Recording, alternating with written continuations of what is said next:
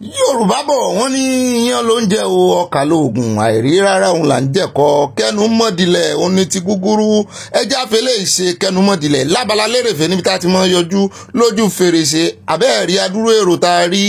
From New York to UK títí dé Ghana tó fi dé South Africa tó fi dé Germany tó fi dé France gangan àti àwọn bòmíì lágbàáyé mo ní wọ́n ti ń ṣèwọ́de mú wá rántí orin Bob Marley tó ní there's a natural mystic blowing through the air.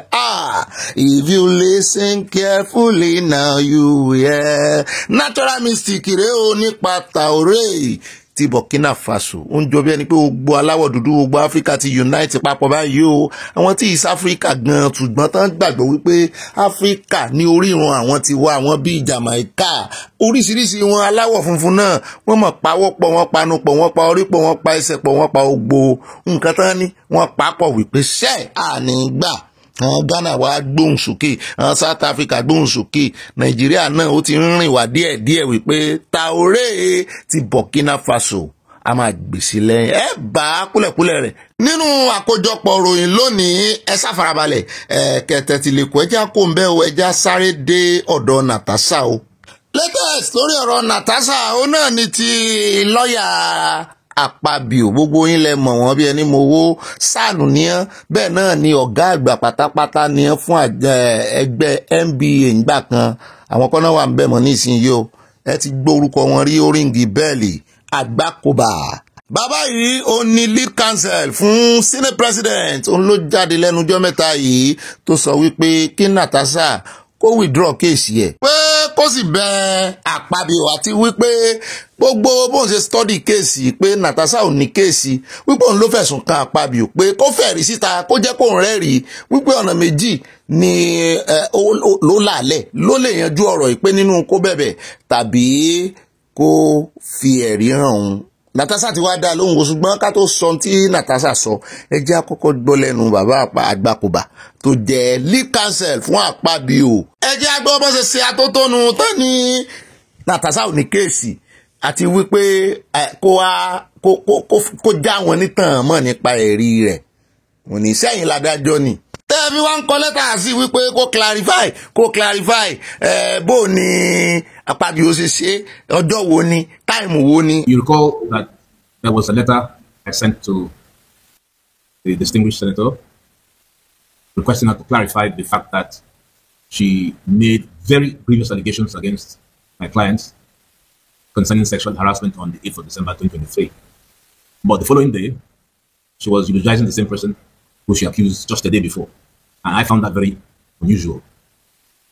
And as you know, she actually made the allegation in the early part of 2025, which is unusual for those of us who are legal experts on defamation. We believe I've done probably about 20 defamation cases. What you tend to see in defamation cases is what we call the first opportunity rule. Somebody would do something to you. The first person you say, this is what happened. 1.5 years is a very long time. So we did a second letter, which has gone to her, and I believe you have copies, to say, when we first requested you to explain the seeming contradiction in your allegation, you didn't reply. Rather, what you did say was that we were asking you for out-of-court settlement. You didn't say that. That's what's trending. And let me also take the opportunity to say that the social media is not where you, useful as it is for information, but unfortunately, it's not where you actually justify information. So yes, I can see she's doing very well in social media, but that's not the court of law. In the court of law, the question would be not whether my client is whatever he is. The question would be, on the day you wrote this petition, you mentioned that you were sexually harassed. Where's the proof? That's it. So far, she hasn't produced the proof. And in my experience as a lawyer for the 7 years, when a client briefs me, I don't just run to court. I always try to see whether matters can be resolved. This matter can be absolutely resolved if she does two things. Responds to my letter, proving that the allegation is true. And I will turn to my client and say, well, here's proof. Or saying, well, I'm sorry that what I said is not correct. That's it. Experienced lawyers don't just run to court. You play out what we call the pre-trial process.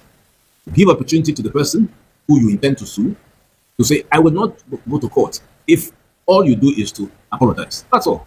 Whether my client will accept it or not, but my instruction to him would be, it's good to accept the apology.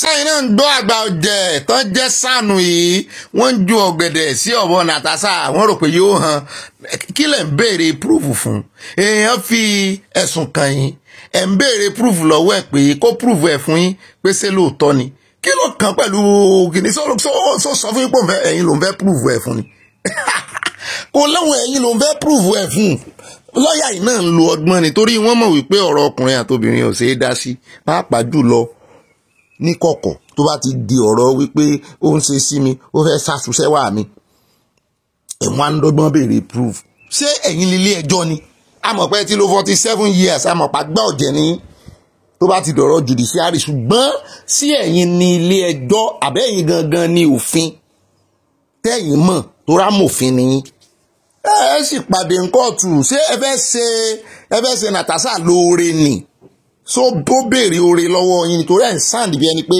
ẹ fẹ́ ṣe lóore ni àbí ẹ fẹ́ dọ́gbọ́n wá proof lọ́wọ́ rẹ̀ kẹ́ ẹ lè mọ́gbà kẹ́ ẹ lè dá owó iṣẹ́ tí client yín torí client yín oníbàárà yín yóò sanwó iṣẹ́ fún yín ṣé lọ́ọ̀yà mọ̀ọ́mọ̀ dá owó iṣẹ́ padà wípé wo ó ti jẹ̀bi èmi ò tí ì rí lọ́ọ̀yà yẹn rí o yóò sí ẹjọ́ yẹn yóò bẹ̀rẹ̀ rẹ̀ tí yóò fi ráàyè gba owó tó ibi bó bá ń dá gbogbo ẹjọ́ padà imagine kí gbogbo lọ́ọ̀yà mọ̀ bí client ẹ̀ pé kó mọ̀ bí ẹni tó fẹ̀sùn kan client ẹ̀ wípé fún mi ní proof kí yẹn wá fún ní proof ṣé yóò wá padà lọ bá client tiẹ̀ ní wípé wo ó ti ní proof òun ò ṣẹjọ́ mọ́ àbò fẹ́ lo proof yẹn lòdì sí ẹni tó fẹ̀sùn kan client tiẹ̀ yóò study proof ó fẹ́ mọ ìdí abájọ ni ẹ̀ ń bá ṣẹjọ́ rí yóò mọ ìtumọ̀ tó ń gbìyànjú àti ṣe even béèyàn bá submit proof fún ilé ẹjọ́ gan tí trial ti bẹ̀rẹ̀ ó dìgbà tí trial bá bẹ̀rẹ̀ kán tó lè fi hàn ẹnì kejì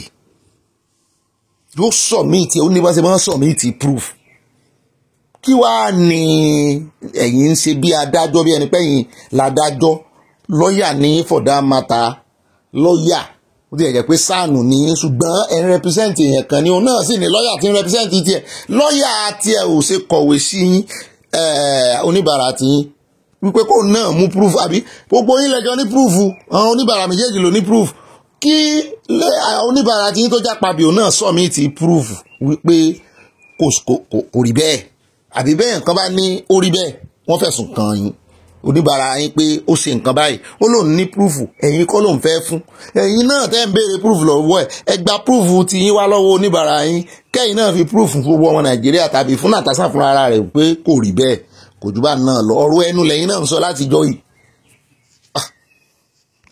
ṣùgbọ́n Natasha láti sọ ó ti ní òun ò ráàyè ẹjọ́ wẹ́wẹ́ o ó ní kán pàdé òun nílé ẹjọ́ àwọn nìkan kọ́ ni sáànù tó wà Nàìjíríà nìkan kọ́ ni ó sì kọ́kọ́ jẹ́ sáànù pé sáànù pọ̀ lọ sọ àdàdà àwọn òjò ro ni ẹni tí ó bá ní strong hold tó ní strong ẹ̀rí ó lò ní òun ìní ó ní kán ní sọ bẹ́ẹ̀ ó ti ṣàlẹ́ǹjì wọn ó ṣàlẹ́ǹjì yín pé ẹjẹ́ àpàdé ń kóòtù kílẹ̀ wá ń ṣe àtàmọ́ lé lórí. ẹ̀yà kò fẹ́ jàre ẹja lọ́dọ̀ Verydarkman lórí ọ̀rọ̀ Wike àti Fubara Verydarkman mọ̀ ń já wa sí nǹkan kan ó ní ààrẹ Tinubu tó já Wike lẹ̀ ó ní dump and use náà fi ṣe ó nítorí wípé nǹkan fẹ́ lo Wike fún wọ́n ti àṣìfù ẹ̀. Want to beg Wike, they say Fubara even kneel down, hold Wike for leg, they cry, say forgive me. Now, before Fubara go meet Wike, Fubara don't already go beg Tinubu. Let Tinubu say, please, after these 6 months, can I come back to power? So according to what I'm hearing now, it be like say Wike don't forgive him. Right. Now, Wike, you are slowly losing your powers. It looks like you are powerful, but you are slowly losing your power. The only reason why Bola Ahmed Tinubu was giving you that much power, it is because of 2027. He needs you to deliver some PDP states for him. Right, that's why it's giving you federal power. Oh, go, enter Fubara, suspend him. That's the only reason why. But you see where you are losing your power. This same power that they are giving you so that you deliver some PDP states, those same PDP now, they are now coming to APC. I don't know, maybe I need to go back. Those same PDP states now, that is making making Tinubu give you that power, all of them are now running. Now, all of them, they become APC. So what does Tinubu need you for again? All those power will soon be taken away from you. Do you understand? See what you did to Fubara. See, Sheriff of Delta State, he left PDP to APC. Sheriff did not leave. This is from my own observation. Sheriff did not leave PDP to APC because of anything. Sheriff is doing well as a PDP governor. In the state, he's doing bridges, he's doing a lot of things. Sheriff is working, a lot of his people are commending him that Sheriff they work. The only reason I think that made Sheriff leave PDP to APC is because he's scared. He has a future. He wants to continue without stress. He wants to finish his good work without stress. He is scared that, if I don't join these people, they might do to me what they did to Fubara. That is why he joined. Now, the states you are meant to deliver, some of them don't they run, they come the APC. Again, what will Tinubu need you for in 2027, where a lot of these politicians are coming in? So all this power, where they give you, Wiki, all this power where Tinubu they give you, it don't they go down small. Because very soon you will not have any opposition again. You won't have any opposition again. Whoa, very dark man, second motion. Orí ẹ pé mo kí ọ lẹ́yìn torí wọn ní nídìí ẹ̀ mọ̀ ń tán nídìí ẹ̀ fún náà ni wípé kó lè win more souls sí APC. Àwọn èèyàn ti wá ń rọ́bọ̀ the fear of kí ààrẹ Tinubu mọ̀ tó wá lo Wike torí kò dúró ní Rivers nìkan tó jẹ́ ọmọ ìpínlẹ̀ ẹ̀bẹ̀ ó tún ti lọ dá wàhálà alẹ́ wọ́n ti lò ní Bayelsa wọ́n sì fẹ́ máa lò káàkiri. In fact ó fẹnu ara rẹ̀ sọ wípé any PDP governor ìpínlẹ̀ tí PDP bá ti ń ṣe governor ìbá àṣínlẹ̀ Yorùbá ìbá àṣínlẹ̀ Haúsá tó bá sọ̀rọ̀ sóhun òun ó dáná síbẹ̀. Ìyẹn Wike tí Ogbeni wá ń sọ ní pé mọ́ bá wá lù ọ̀tán tán fi ọ́ win ní gbogbo èèyàn àkọ́kọ́ èrò pọ̀ sí ẹlẹ́ẹ̀kejì agbára rẹ̀ máa dínkù kò ní sí nǹkan míì tán fẹ́ lò ọ́ fún mọ́ ju kó mójútó mínísítà tán gbélé ọ lọ́wọ́ kò ní sí nǹkan míì tán fẹ́ lò wọ́n sì mọ àṣírí rẹ̀ wípé ìwọ náà you are power thirsty ògbẹ́ ipò ògbẹ́ agbára tẹ̀ tí ń gun rẹ̀ dí ṣùgbọ́n ògbẹ́ àṣẹ ipò kò náà dolórí pátápátá ògbẹ́ rẹ̀ ń gbẹ́ ìyẹn Wike ebi rẹ̀ sì ń pa wọ́n sì wà nífẹ̀ẹ́ ó débẹ̀ torí iṣẹ́ tán gbélé lọ́wọ́ ti ṣe tán kó mọ̀ bá wà mọ́ jẹ́ iṣẹ́ tara rẹ̀ nígbà bó bá jíṣẹ́ ọ̀gá rẹ̀ tán ó ṣeé ṣe kọ́ ọmọ ọ̀dọ̀ mọ́ jíṣẹ́ tara rẹ̀ bọ́gà ò bá sí nílé.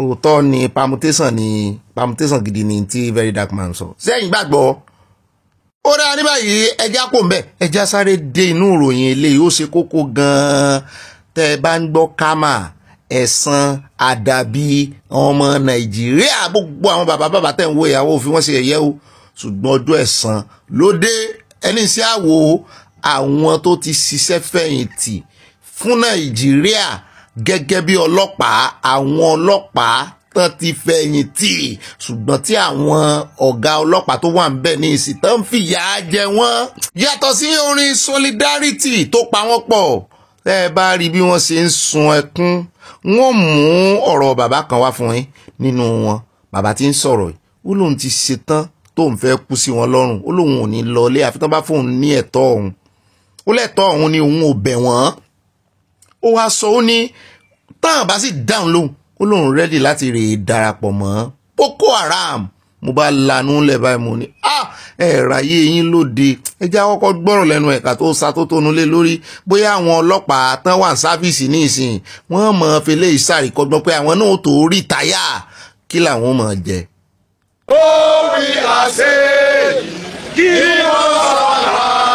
We are not living here until our hijacking gratuity have been paid to us. I will never go to Nasarawa until my hijacking gratuity have been paid to me. I'm not begging federal government. It is my right, and I'm ready to.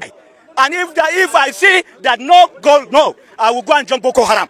I will become an instructor there and physically fit and held. Sẹ́yìn náà gbọ́ ibi tí ogun Boko Haram tó ti ń fẹ̀ lójú pẹ̀lú ẹkún àsundà àsunsínú tí àwọn tó ti fẹ̀yìntì ń lé sí ọlọ́pàá tí wọ́n ń sun sínú wọn lè tọ́jú rẹ̀ nígbà tán sí ọlọ́pàá gan wọ́n rọwọ́ mú lọ sẹ́nu torí ẹ̀ lẹ́sìn rọ́pọ̀lọpọ̀ wọn nídìí àbẹ̀tẹ́lẹ̀ ṣé bẹ́ẹ̀ rántí bàbá kan tí very dark man gbé wá tó sọ wípé àwọn oníṣẹ́ ibi àwọn olè pé wọ́n ti wá fẹ́ wíìnì òun rí wíìnì sóòlù pé wọ́n rí wípé òun ti ṣiṣẹ́ ọlọ́pàá rí intelligence sì ni òun ti ṣiṣẹ́ wípé wọ́n kó nǹkan ogun wá wípé kóun wá máa ṣe bàbá àṣàlẹ̀ fún wọn ó lóun kọ́ ebi sì ń lù ú pa wọ́n sì sanwó gratuity ẹ̀ wọ́n sanwó ìfẹ̀yìntì rẹ̀ n tó ń lé ọ̀pọ̀lọpọ̀ lọ sínú iṣẹ́ ìbàjẹ́ rèé tí ìjọba á dé lọ́la wá ní Boko Haram kan repent Boko Haram tó jẹ́ pé lẹ́yìn ọdún kan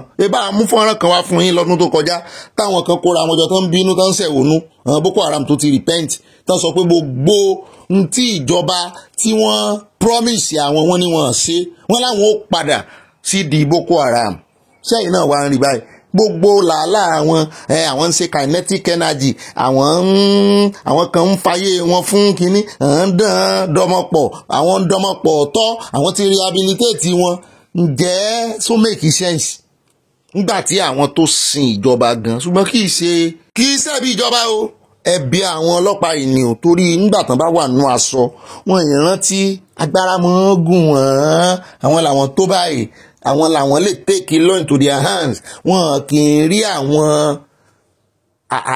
aráàlú gẹ́gẹ́ bí èèyàn tó lè ràn wọ́n lọ́wọ́ àwọn aráàlú sì ń ràn wọ́n lọ́wọ́ ní by the way of protest ìfẹ̀hónúhàn ìwọ́de ṣùgbọ́n àwọn aninilára wọn nígbà náà wọ́n á kọjú wọn sí àwọn olùgbàlà wọn àwọn mẹ̀kúnnù lólùgbàlà wọn àwọn aráàlú lólùgbàlà wọn wọ́n á wá tí wọ́n lu olùgbàlà wọn ní ìsìn ta náà wá ké gbàjarìbà ta ni ó gbà wọ́n. ṣé bá wọn ara àwọn aráàlú tó ń fìyà jẹ náà ni àbẹ́ ìmọ̀ tán fojú àwọn pressman tán fi ń rí àwọn oníròyìn tán máa fọ́ kámẹ́rà ẹlòmíì ọjọ́ òun náà fojú ti TVC ìkan náà kámẹ́rámẹ́ wọn tán fojú ẹ̀ gbolẹ̀ àti ti channels ṣé ìṣe tẹlifíṣàn náà kámẹ́rà náà wá ń kẹrùn sí báyìí tán gbójú sí tán fẹ̀hónú hàn. àwọn ará bí iṣẹ́ rí aṣọ dúdú yẹn ó dà pé wọ́n ṣe nǹkan sí i àwọn aráàlú ló yẹ kán mú lọ́rẹ̀ jù torí àwọn ni ó gbà wọ́n lẹ̀ àwọn ló yẹ kán mú lọ́rẹ̀ jù ṣe rá àwọn tó ń rán wọn níṣẹ́ dé tòrútòrú àwọn olórí Nàìjíríà yẹn wọ́n ń ba ayé wọn jẹ́ ni ẹ ti rà túnbọ̀ tán báyìí àwọn kan ní kò dẹ̀ da bẹ́ẹ̀ o mo ní kò da kí ni so mo yẹ pé tán ti gbé ọlọ́pàá sẹ́ lẹ́yìn NEPA ọlọ́pàá láwọn èèyàn tó àbí ọlọ́pàá gan ni number 1 tàná gbèsè pé jù náà láàrin NEPA àti ọlọ́pàá oníṣẹ́ dúdú sí àwọn méjèèjì ìkan òkùnkùn nífi ń gbowó lọ́wọ́ àwọn èèyàn dípò mọ́lẹ̀ ẹlẹ́ẹ̀kejì aṣọ dúdú náà ló náà tún wọ̀ èwo ni ẹjọ́ tàná ṣépè fún jù ta lè pè mú jù nù àwọn méjèèjì èmi ò káàánú wọn o. ẹjẹ́ wá dé ibìkan ní Plateau àbí Benue ìkànnù méjèèjì ẹ̀rí tí arákùnrin tó ń lálàsí ó ń kó ẹrù rẹ̀ sínú truck ó fẹ́ kúrò ní ibi orí dá sí bí orí dá ní sí làágbé bí orí dá mi sí mo wà yìí ṣùgbọ́n àwọn Fúlàní herdsmen wọ́n lé wọn léré wọn ní orí ò dá yín sí bí o bíbẹ̀ ṣe beautiful tó ó ní ta ni ó wà gbé bí ní ìsìn ẹ jẹ́ agbọ́rọ̀ lẹ́nu ẹ̀ ń sọ láńgbèjì mọ́ wọn mọ́ òyìnbó ni ó dùn mí o mọ́ Fúlàní ṣe ń lé àwọn èèyàn kúrò lórí ilẹ̀ wọn tíjọba sì ń wòran. Nothing out of one small petty issue maru kwa shinu to malu lama hami. But when life is at stake, people are down. Go to Aso Rock. What is Tinubu doing? I don't know. Except to fly to France, to Dubai, and everywhere. Why his people are down? This is our village. We don't have anywhere else to go to. See here, man. Now you allow Fulanis to come and take over our land. Are they more superhuman beings than us? Are they more Nigerians than us? Everybody is gone here. Just like desert. It's a desert now. Manigi, just this beautiful place. We are going to leave all these things behind. For who? For the Fulanis, of course. That's what government will say, soldier. They want the Fulanis to occupy Nigeria and remain in Nigeria alone. Can you be a Can you be? I ask again, who is to stop this? Who? Just tell me. You say Nigeria, I mean Fulanis are global people. Will you accept that I go to the far north and begin to cultivate my yam and maize? Will they allow me to do that? But here you say let them come and you talk about transhuman or whatever humans, protocol or whatever ECOWAS. You see all kinds of jargons. Hey, people are being displaced. Just do something. If you're overwhelmed, invite the international community to come and help you. Haba. But Pocho will still be there. Everybody is doing Pocho. Government is doing Pocho. Tinubu is doing Pocho at his level. The governors are doing Pocho at their own level. Everybody is doing Pocho. Pocho people everywhere. Okay, you have displaced these people. Where do you expect them to go to? Where? Will they come and meet you in Abuja? Haba, what is happening? Nigga be church ne. Nínú kámẹ́rà gan àfihàn wà wípé ibẹ̀ wà peaceful. Ilẹ̀ ní àlàáfíà, ilẹ̀ tó ń sàn fún wàrà àti fún oyin, ilẹ̀ ọlọ́ràá níbẹ̀ bá wo yanrìn ibẹ̀ dáadáa.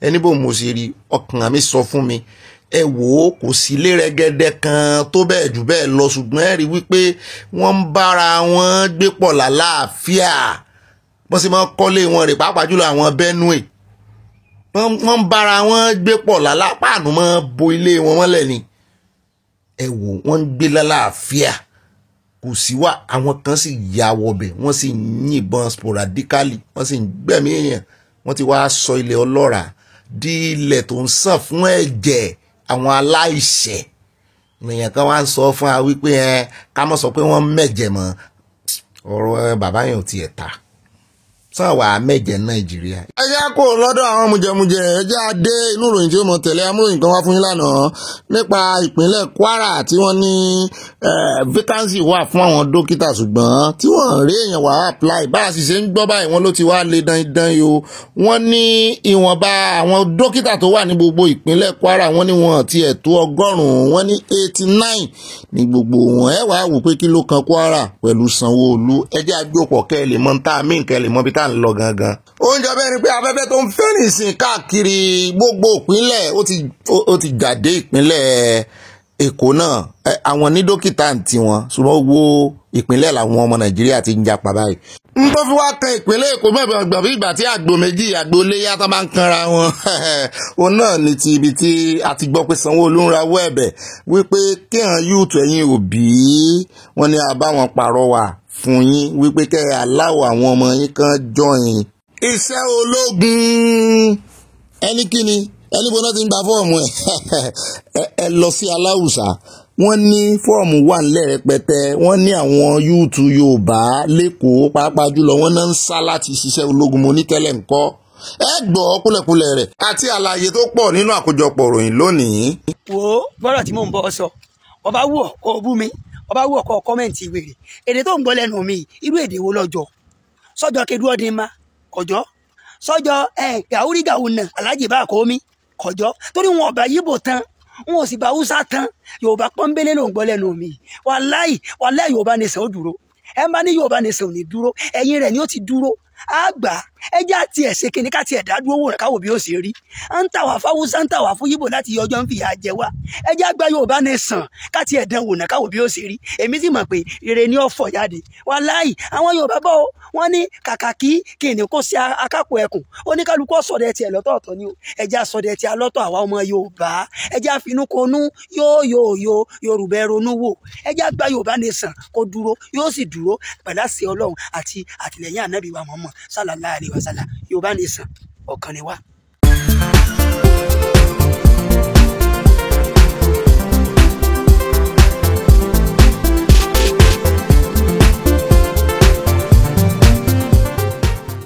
àwa dé àwa dé àwa là ń kọ́mọ lédè àwa dé gbogbo a ṣe mú orin yẹn nìyẹn ṣùgbọ́n mi fẹ́ kọ tèmi àwa dé àwa dé àwa lọmọ tí wọ́n ń kọ lédè àwa dé àwọn òkọ́ yẹn kankan lédè ń bí o mélòó la gbọ́ tá a sì ń ká lòlò máa dúpẹ́ pé a ká lòlò wa ó ń pe bàbá o àwa dé àwa dé nọ́mbà rèé o ẹ mọ nọ́mbà ẹ̀yin náà wá pa ẹ̀yin ẹ̀ bá nọ́mbà ń bẹ̀ ó sùn lójú kámẹ́rà ní ìsìn ni nọ́mbà rèé àwọn nọ́mbà tó fún wa ń gbà táwọn kékeré àwa dé àwa dé àwa lọmọ tí wọ́n ń kọ́ lédè àwa dé mo ń gbọ́ táwọn kan sọ pé Ọ̀gbẹ́ni Bobby tí ò gbọ́ Yorùbá àwọn ọmọ táwọn èèyàn wá lọ́dọ̀ rẹ̀ àwa dé àwa dé àwa lọmọ tí wọ́n ń kọ́ lédè àwa dé lẹ́sọ̀rọ̀ àwa pọ̀ ń bí àwa ń kéde ni ẹnu wa ò tí ì já geere adúpẹ́ lọ́wọ́ Ọlọ́run ṣùgbọ́n ìwọ̀nba tá a mọ̀ ń sọ náà àá sọ dójú àmì ẹjẹ́ mọ̀ sí ara ilé sì kí mọ̀ sí agbára orí ọ̀fẹ́ mọ̀ ni Ọlọ́run mọ̀ ni àwọn ògbédè o a sì sọ fún nípa gbédè o ṣùgbọ́n tátà gbọ́ náà Ọlọ́run bá wa so pọ̀ Ọlọ́run níṣẹ́ Ọlọ́run ọba Ọlọ́run ẹ ṣé Ọlọ́run mo dúpẹ́ lọ́wọ́ Ọlọ́run mo sì mọ̀ pé ń bá mi dúpẹ́ lọ́wọ́ Ọlọ́run náà ẹ̀yin náà dúpẹ́ lọ́wọ́ ara yín torí mo dúpẹ́ mo mọ rírì yín gan ẹ ṣeun ṣeun ẹ̀yin tèmi tó yeye dáadáa torí ẹ̀ mo sọ wípé àwa ò fẹ́ àfẹ́ èrò bíi àfẹ́rò èèyàn la fẹ́ ní ìwọ̀nba tá a gbọ́ra wáyé ká wá fi àpẹẹrẹ rere lélẹ̀ àwọn sọnù ọ̀rọ̀ ẹnu dùn rò fọ́ bá a sì fẹ́ kí orílẹ̀-èdè wa rí bá a bá gba òmìnira ṣùgbọ́n àwa tí ń gbé ìgbésẹ̀ rẹ̀ àti ń gbé ìgbáyé rẹ̀ torí wọ́n ní ń téèyàn ò fẹ́ lólówó tálíkà ni ti ń kọ́ wọ́n tó ń wómìnira tí bá ń wómìnira ìtumọ̀ ẹ̀ ní pé ó wà nínú àhámọ́ àní sínú àhámọ́ ṣùgbọ́n wọ́n dé Yorùbá gádígádí báyìí wọ́n dé Yorùbá gádígádí mọ́ kọ́nà so ìtumọ̀ ẹ̀ náà ni wípé Ọlọ́run ni ó fún wa lómìnira nítorí ẹ̀ làwa ṣe ń gbé ìgbésí ayé òmìnira ẹni tó bá ń tọ́nà òmìnira fún yàn onú òwúwà òmìnira kò ní jẹ́ wípé ó kàn dàbí olówó tàbí ọ̀gá tó gba àwọn ọmọọṣẹ́ ó gba gardener ó gba kínní ẹ̀ tí ì rí pásítọ̀ ẹ mọ̀ ní pásítọ̀ mo máa fi ṣe ṣàpù kristẹni ni mí ẹ̀ tí ì rí pásítọ̀ tí ó dé orí àga wàásù tí ó mọ̀ wàásù kólékólé ẹ mọ̀ fìyà jẹ àwọn ọmọ ọ̀dọ́ yín ẹ mọ̀ tọ́jú wọn ẹ mọ̀ ṣe o ṣùgbọ́n bẹ́ẹ̀ bá dé ilé wọn ṣùgbọ́n bẹ́ẹ̀ bá dé ilé rẹ̀ ìyà ń jẹ ọmọ ọ̀dọ̀ rẹ̀ sálárì ọmọ ọ̀dọ̀ rẹ̀ kò fi kún rí láti bí ọdún mẹ́wàá tán ti ń bá a ṣiṣẹ́ yóò sì wọ́n preach wípé ẹ mọ́ fìyà jẹ àwọn ọmọ ọ̀dọ̀ yín ẹ mọ́ fìyà jẹ àwọn òṣìṣẹ́ yín nǹkan sì ń jẹ àwọn òṣìṣẹ́ rẹ̀ lówó bí ọ̀rọ̀ ẹlòmíì ṣe rí nípa àrìn àjò òmìnira rẹ̀ wọ́n mọ bọ́ ṣe ń pèrò sọ́kọ̀ ẹnu dùn rò fọ́ ṣùgbọ́n ìgbésẹ̀ ìwà òmìnira yàtọ̀ sí ọ̀rọ̀ òmìnira ẹ jẹ́ a máa hùwà òmìnira ń là wà ń wù ń bí abá àfìfẹ́ bára wa ló ń bí ó mọ̀ lóyún ẹ̀ ń wómìnira ẹ̀ sì ní nífẹ̀ẹ́ ara yín ẹ̀ ní fífẹ́ hàn síra yín ṣé wọ́n gún òjìnà sómìnira níwọ̀n tó olóhùn gómìnà ṣùgbọ́n tó fìfẹ́ hàn gbọ́n tí orin antẹ́ẹ̀mù wa stanza 3 ṣe sọ ni ó ní ẹjẹ́ ìṣọ̀kan àtòmìnira ní kẹ́ ẹjẹ́ ká máa lépa ká tó wá ní ìtẹ̀síwájú láìsí ìṣọ̀kan kò lè sómìnira láìsí méjèèjì kò lè sí tẹ̀síwájú mo ti ń preach. ó dá àwọn ẹjẹ́ kí káàbọ̀ àpò oṣù tuntun àti wọnú mẹ́ẹ̀nù inú oṣù karùn-ún april ti bá tiẹ̀ lọ àti ẹ̀rántí bí ó ṣe mọ̀ sí àná ọ̀run lágbára ọlọ́run àní mọ̀ rántí pé oṣù àná ó ti bánà lọ́n ti ẹnu oṣù tuntun rẹ̀ bí ọlọ́run ṣe wá jẹ́ ká wọnú oṣù tuntun yìí ó nítumọ̀ May oṣù karùn-ún in the spiritual realm mọ̀ tó mọ̀ 5 ni ìyá mi ìyá Jésù dà mọ̀ tó mọ̀ 5 grace orí ọ̀fẹ́ ní jẹ́ 5 ṣé wá rí orí ọ̀fẹ́ yẹn bẹ́ẹ̀ bá wò dáadáa bá a bá yọ jí ẹ̀yìn rẹ̀ kúrò jí iwájú rẹ̀ ga ẹ̀yìn ló wà òun ló kọ́ bẹ̀rẹ̀ jí tó kọ́ bẹ̀rẹ̀ rẹ̀ sáà bá a bá ti jókòó ń bẹ̀ grace ní grace ẹ wá yọ jí kí ló ṣẹ́kù ó kù race gbogbo àlànsáré eré ìje nílé ayé ìtumọ̀ rẹ̀ ní eré ìje race ṣé ẹ rí ẹni tí ò bá wá ní jí lẹ́yìn tiẹ̀ yóò kàn sáré àsápajúdé yóò kàn mọ́ sáré ọmọ làágùn lásán ni Ọlọ́run ní já kákan wálé ayé wá ṣe eré ìdíje bó lọ mọ́ ṣe lọ competition tí ò ní gba kọ́ọ̀pù wálé ó lọ competition ipò owó ló gbé ògbépò kankan Ọlọ́run wà ní jẹ́ kí irú ẹ̀ kàn kù sí nílé ayé yìí o ìdíje la wá sí nílé ayé o ṣùgbọ́n sí ẹ̀rí ẹni tó bá ti ní jí sí ẹ̀yìn réèsì tiẹ̀ tí réèsì rẹ̀ di grace Ọlọ́run ni ọmọ ọba sá ẹlẹ́wọ̀n ìsàmpù ẹ̀wọ̀n àpẹẹrẹ ẹ fi èmi Ọ̀gbẹ́ni Bobby ẹ fi ṣàpẹẹrẹ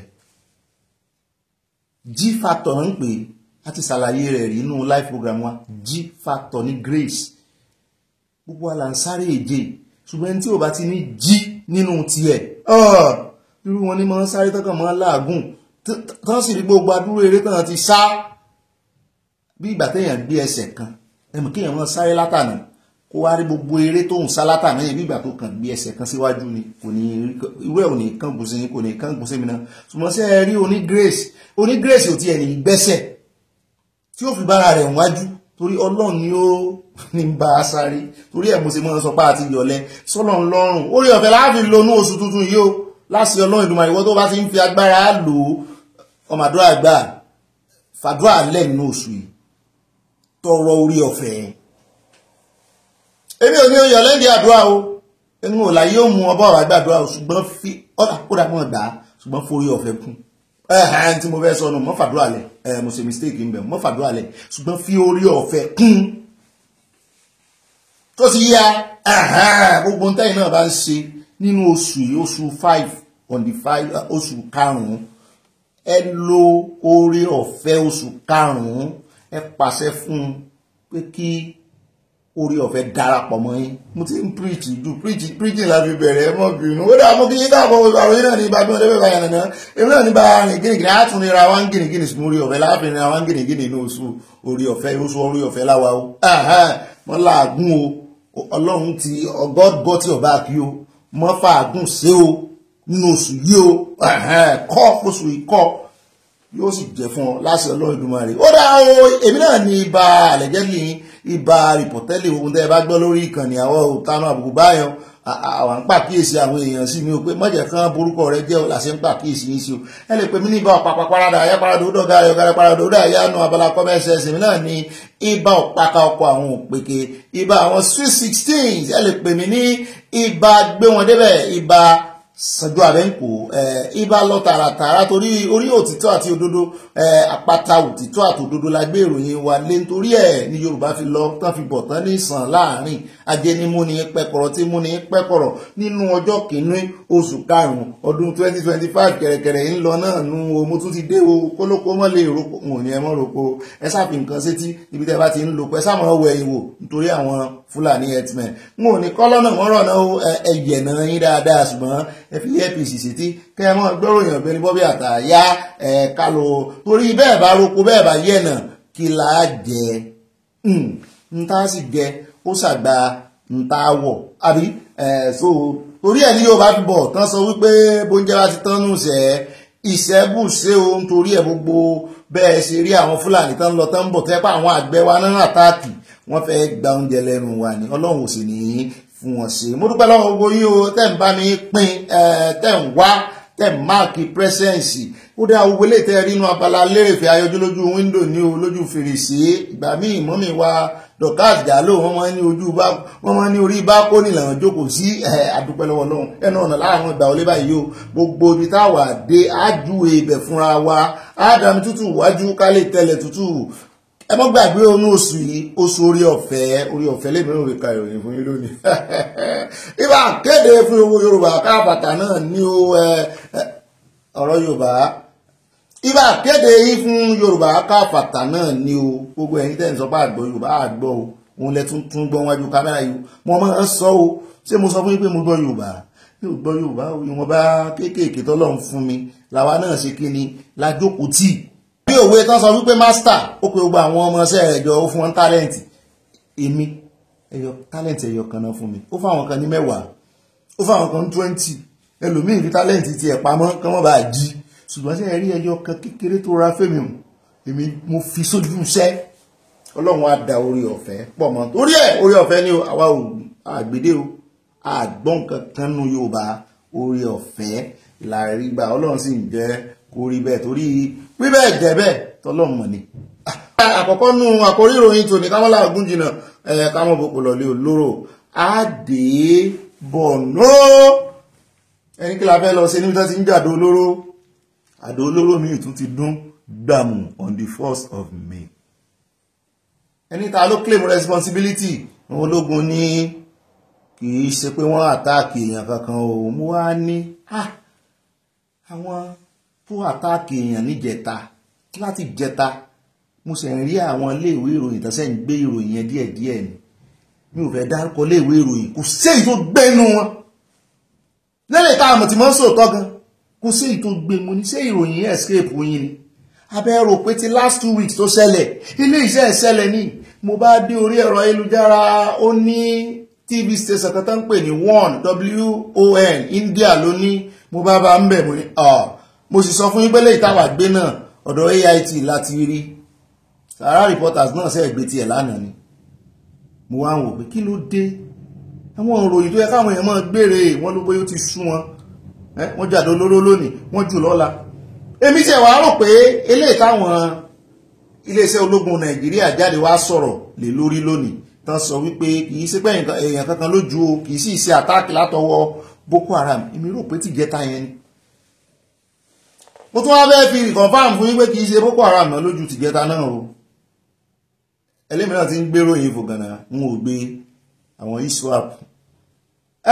Kí wá lè yàtọ̀ láàrin ISWAP àti Boko Haram? Kò sí yàtọ̀, ara wọn náà ti jẹyọ. Ara wọn náà ti jẹyọ kankan náà ni ẹ́. Ṣùgbọ́n wọ́n ní mi ìtún ti ṣẹlẹ̀, wọ́n lélẹ̀ tó ṣẹlẹ̀ lónìí, wọ́n ní kì í ṣe ISWAP kì í sì ṣe Boko Haram o. Wọ́n rí táwọn kó nǹkan tó ra à ń bọ̀ nínú àkójọpọ̀ ọ̀rọ̀ yìí. Mo ti máa já yín sí jù nínú kìíní wọn mọ logo. Mo sáà rí pé n ò rí kíní wíníwíní, ẹ má bínú. Mo sáà rí pé n ò rí kíní wíníwíní, ṣé orí ní ti wá sọ gbogbo òròyìn tòní nì. Mo ti dira. Ó lè jẹ́ pọ̀ ń bẹ̀ wá fún yín lábọ̀, wá jẹ́ yín lábọ̀ gbogbo bó ṣe ṣẹlẹ̀ kí ló dé àti àjọmọ́ ilé tí àwọn ISWAP ní ọwọ́ àwọn làwọn bá náà ti gbẹ́ta o 26 people ló kú o. Ṣùgbọ́n tó ní àti ìgbọ́ kí iléeṣẹ́ ológun bùn wa ní iye àwọn èèyàn tó kú, bóyá èèyàn ò sì kú, ṣùgbọ́n tó fà á àgbẹ̀yìn débẹ̀ lónìí náà ni kò ní dọ̀la o. Bá a bá wá kó ń bẹ̀ tán inú ìròyìn tá à ń lọ ní ìsìn àdé Ọ̀yọ́ State níbi láti gbọ́ pé ilé ẹjọ́ fẹ́ jókòó báyìí wọ́n fẹ́ bẹ̀rẹ̀ ẹjọ́ bàbá Sunday Igboho àti Gani Adams. Mo ló ti ẹ̀ dá, mo bá yẹ àkórí ìròyìn wò dáadáa, mo wá rí pé Gani Adams ló pe Sunday Igboho lẹ́jọ́ pé ó bà ń lórúkọ jẹ́. Mo ní ṣé báyìí ni ẹjọ́ ṣe máa ń rí ni? Ṣé bàbá Sunday Igboho ló pe Gani Adams lẹ́jọ́? Sọ ti da ẹjọ́ bàbá Sunday Igboho nù ni? Kí ló wá dé tó jẹ́ ti Gani Adams látún rí? Gbogbo ẹ̀ náà láàbí tó yín létí lónìí náà nítorí àwọn ẹ̀kan ti ń bi mí pé Bobby bó tiẹ̀ ní ọ̀rọ̀ ẹjọ́ yẹn dé, ṣé bàbá Sunday Igboho ṣẹjọ́ wọn ni? Mo ní à ń bọ̀ ń bẹ̀ ẹ gbọ́ kúlẹ̀kúlẹ̀ rẹ̀ ìdí tí Gani Adams tó ṣàṣìyàn tó ń to wípé òun fẹ́ pe bàbá Sunday Igboho lẹ́jọ́. Lónìí òní náà ni kò ní dọ́là. Bàbá kò ń bẹ̀ tán á dé ọ̀dọ̀ ọmọ tó ń pè ní Portable yìí, orí jọ Portable orí kó yọ o. Kò bá ṣẹ̀wọ̀n oṣù mẹ́ta, wọ́n ti dájọ́ fún un pé kán mú lọ ṣẹ̀wọ̀n. Ó ṣẹ̀ láti 2022, ẹ̀ṣẹ̀ tó ṣẹ̀ láti 2022 wọ́n ní ó yọjú sí ilé ẹjọ́. Mo ní láti 2022 bẹ́ẹ̀ bá wọn yé kéèsì tán ti lọ́mọ Portable lẹ́sẹ̀ kì í mọ̀ ṣe kékeré. Ṣùgbọ́n borí ṣe kó yọ tán ni ó lè san fáìnì, àti pé bí ọ̀rọ̀ ṣe wá fẹ́ di àríyànjiyàn láàrin àwọn ọmọ Nàìjíríà tán sọ wípé wọ́n ti convict ẹ̀, tán wá sí ti convict èèyàn ó ti dẹ̀lẹ́wọ̀n. ẹgbẹ́ ọgbọ́ ẹ̀yìn tẹ́ mọ̀ yé pàápàá jùlọ bó ti ẹ̀ jẹ́ wípé wọ́n fún ní option wípé kó lè san fine kó má bàa ṣẹ̀wọ̀n. Ṣùgbọ́n àwọn ọmọ Nàìjíríà kan sọ wípé síbẹ̀síbẹ̀ náà pé ó ti ṣẹ̀wọ̀n nìyẹn, pé wọ́n ti convict ẹ̀. Mo ní ni wọ́n wà á mú bá ọgbẹ́ ẹ̀yìn tèmi, ẹ̀yìn tẹ́ mọ̀ yóò gbé nù kára wọn, ẹ̀yìn agbẹjọ́rò, ẹ̀yìn adájọ́, ẹ bá ń fẹnu sí bá a bá dé ìkòríta ẹ̀ nú àkójọpọ̀ rọ̀ ẹ̀ náà láti sọ. Bàbá kò mẹ́tàn á dépò lọ́dọ̀ Sanwó-Olú níbi tá a ti gbọ́ tí Sanwó-Olú tán ló ń rawọ́ ẹ̀bẹ̀. Mo ní kí ló ṣe Sanwó-Olú náà? Ṣé ọ̀rọ̀ EFCC náà sì tún ni? Ẹ̀ẹ́dẹ̀ fi brọ́dà ilẹ̀ náà. Wọ́n ní kì í mọ̀ sọ̀rọ̀ EFCC. Wọ́n ní àwọn òbí ló ń rawọ́ ẹ̀bẹ̀ sí. Mo ní kí ló ṣẹlẹ̀? Wọ́n ní ó ní káwọn ọmọ ẹgbẹ́ ẹ̀yìn Lagos ṣe àṣẹyìn lọ́rọ̀ ìkan o. Wọ́n ló ní káwọn ọmọ kan rí ìjọ yẹn ẹgbẹ́ ológun. Mo ní sọmọ wọn fagídí mú ẹṣin lódò ni. Ebi wọ́n bá sì fagídí mẹ́sìn lódò wọ́n ní fagídí tẹnu ẹ̀bọ omi. Kí ló kan Sanwó-Olú pẹ̀lú kó mọ́ra wọ́ ẹ̀bẹ̀ pé káwọn ọmọ kan rí ìjọ ẹgbẹ́ ológun? Ẹgbẹ́ ológun is a pride thing to do. Pé nígbà táwa ń grow bọ̀ inú wa mọ̀ àti ń grow náà o, inú wa mọ̀ ń dùn ní àti ẹ̀mọ́ bẹ́ẹ̀ jọ ìyá mi tán bá ń béèrè pé iṣẹ́ kí lẹ bẹ́ẹ̀ ṣe. Ọ̀pọ̀lọpọ̀ ọṣẹ́ tá a sì dán lóhùn pa á ṣe nígbà táwa ń kékeré, òun kọ́ là ń ṣe báyìí. Kò tiẹ̀ sí sọ̀rọ̀sọ̀rọ̀ nínú option tí mo mú. Iṣẹ́ tí mo ń ṣe lọ́fíìsì gan kò sí inú option tí mo mú. Gbà mo parí school gan mo bára ní studio ni. Kò tiẹ̀ sí mo bá ń bi mí pé what do you want to become in the near future? Kò sí rédíò kìíní ń bẹ, kò sí journalist ń bẹ. Torí mo mọ́ ti jú kékeré. Mo sì mọ́ ti jú náà báyìí o. Orí kámẹ́rà lẹ́kàn tí ń wò mí pé Ọ̀gbẹ́ni n ò lè sọ tẹnu mi tán bẹ́ẹ̀ bá rí mi lójú ayé o. Ibi tẹ́ ẹ bá bomi sí tẹ́ ní jókòó sí bẹ́ẹ̀ bomi sí lẹ́nu ibẹ̀ náà lẹ́ẹ̀ bá mi o. ẹni rọ ni ó dáa. Lọ́rọ̀ kan a mú ẹ̀kúnrẹ́rẹ́ ìròyìn wá fún yín kí ló fà á tí Bọ̀dá Sanwó-Olú tí wọ́n ń rawọ́ ẹ̀bẹ̀ àti wípé lẹ́nu ọjọ́ mẹ́ta kí ló dé tí ìjọba ń bẹ àwọn ọmọ Nàìjíríà láti wá ṣiṣẹ́ ṣé wọ́n ní òṣìṣẹ́ kò ṣiṣẹ́ ni iṣẹ́ ló sì tún wáyà bí iṣẹ́ ológun ṣé kì í ṣiṣẹ́ ni kí ló ń bá àwọn òbí lẹ́rù. Gbogbo ẹ̀ náà láàjọ mójútó nínú ìròyìn lónìí bẹ́ẹ̀ náà ni a wà sáré dé iléeṣẹ́ CBEX tán náà gbá àwọn ọmọ Nàìjíríà ní 1.2 trillion naira wọ́n ní wọ́n ti bẹ̀rẹ̀ sí padà ṣiṣẹ́ o. Ẹ̀wọ̀n mọ̀ yọ orú ẹ̀ ń ta àwọn EFCC máa ń wá àwọn agbódegbà wọn àwọn promoters wọn. EFCC náà jáde àmú ọ̀gá EFCC bọ̀ àwọn náà ó ganu sí máìkì níbi tó ti sọ pé nígbà táwọn ọmọ Nàìjíríà tó ń jẹ tọ̀ìtọ̀ì tó ń kówó wọn síbẹ̀ tó ń gba dọ́bù jáde níparí oṣù wọn sọ nǹkan kan fáwọn ní ìsìn tó ti jí wọn lówó. Mo wá ń wò pé CBEX tún wá ń pe àwọn ẹlòmíì àwọn oníbàárà tuntun wípé kán máa kówó wá àwọn tẹ́ ẹ gba owó lọ́wọ́ wọn ẹ̀ tí ì fún wọn lówó wọn kí ló dé tẹ́ tí wọ́n ń pèrò sọ́kọ̀ abirú àníyàn mú kú olèlè mo sì tún gbọ́ wọn lọ́mọ Nàìjíríà kan náà ti ń kówó lọ bẹ̀ wọ́n ní wọ́n wá ń ṣe verification lọ́wọ́ wípé àwọn èèyàn bẹ̀rẹ̀ sí gbówó wọn wọ́n fi déètì sí déètì wo náà lẹ́gbẹ̀ẹ́ owó ní gbogbo ẹ̀yin tẹ́ ẹ kówó sí ẹ̀yin tẹ́ ẹ lè sọ́ọ́ta à ń bọ̀ ń bẹ́ẹ̀ á mú ẹ̀kúnrẹ́rẹ́ ìròyìn wá fún yín lónìí náà ní kò ní dọ́là wá kó ń bẹ̀ tán á dà kan dé ọ̀dọ̀ olórí àjọ EFCC níbi tó ti gbóhùn sókè tán sọ wípé ẹ wá o wọ́n ní ẹ máa la ọ̀rọ̀ yín o wọ́n ní ẹ là lọ̀rọ̀ o wọ́n ní ẹ ń fẹ̀sùn kan àwọn pàápàá jùlọ bọ́ ìtàn pé ní very dark man yẹn pé gbogbo yín lẹ̀ ń sọ pé EFCC ti dìfẹ́ẹ̀tì àwọn olóṣèlú lọ́wọ́ nù EFCC ààrẹ Tinubu ní pàṣẹ fáwọn pé aláṣẹ gbogbo Nàìjíríà gẹ́gẹ́ bí ẹni tẹ́ ẹ yàn sípò ó ní ààrẹ Tinubu lóòótọ́ ṣùgbọ́n influence àwọn o àwọn kan náà ń kó àwọn ní iṣẹ́ àwọn o pé bá ààrẹ Tinubu gan-an bọ́n bá kọ́ lọ́wọ́ wọn àwọn ẹ̀fẹ́ tẹ́ sìgìdì yí bẹ́ẹ̀ ṣe rí ẹ̀tẹ́ anyway ààrẹ Tinubu ní immunity àmú pásítọ̀ Olúkóyèdè bọ̀ wọ́n ganu sí máìkì rẹpẹtẹ ọ̀tọ̀lélẹ̀ ìtàn sọ lórí ti CBEX o àmúyùn bọ̀ ní abala CBEX ṣùgbọ́n wọ́n sọ̀rọ̀ rẹpẹtẹ lórí ẹ̀sùn táwọn ọmọ Nàìjíríà fi ń kàn wọ́n wípé kí ló dé tẹ̀ ń ṣe bí ajá núwèé lè bùyàn jẹ lè mú olè ẹ̀yin la sì fi síbẹ̀ pé ẹ máa mú olè pásítọ̀ sì ní bẹ́ẹ̀ bá lè fìbọn mú wọn ẹ fi àdúrà mú wọn àbọ̀ ń bẹ̀ wọ́n dànù sí máa bàbá kó ń bẹ̀ tán á wà sáré dé ọ̀dọ̀ bàbá Fápóńdà tí wọ́n pariwo restructure wọ́n tún ti ganu sí máìkì bẹ́ẹ̀ náà láwà mú fọ́nrán ti Chief Anyanwu tá a múròyìn wọn wá fún yín lánàá tó ń kìlọ̀ fún àwọn olórí Nàìjíríà wípé bọ́n bá tètè ṣe federalism true federalism táàyà ń bi mí pé kí ló ń jẹ́ true federalism pé ṣe bí true òótọ́ false irọ́ pé ṣe false federalism ní Nigerian practice ní ẹtì rántí ìròyìn àná yẹn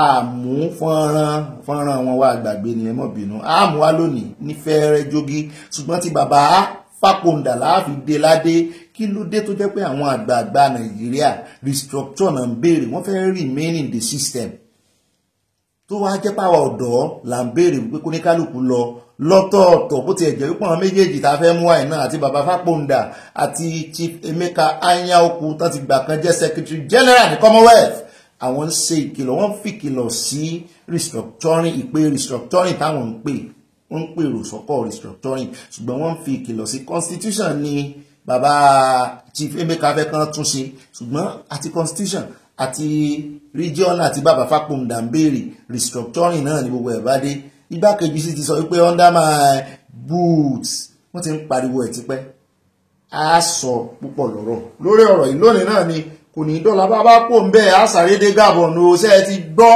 àbí ká sọ ilé yìí nínú ẹ̀rọ ẹja sọ nínú Sanawole Traore ìsì bẹ̀bẹ̀ nínú Sanawole láti sọ ẹmọ́jẹ̀ ń já yín sí ní ìsìn. eléyìí táwọn fi ká gbogbo rẹ̀ ńlẹ̀ a sàrédé Rivers àná lámúròyìn wá fún yín tí olórí ẹgbẹ́ òṣìṣẹ́ ajérò tó ń sọ wípé láéláé bí ó bá fi dòní àná ní sọ wípé àwọn ò ní gbà kí sole administrator táàrẹ Tinubu fi tìpátìkúùkù yàn sí Rivers pé kó wá bẹ́rí ní May 1st ọjọ́ àwọn òṣìṣẹ́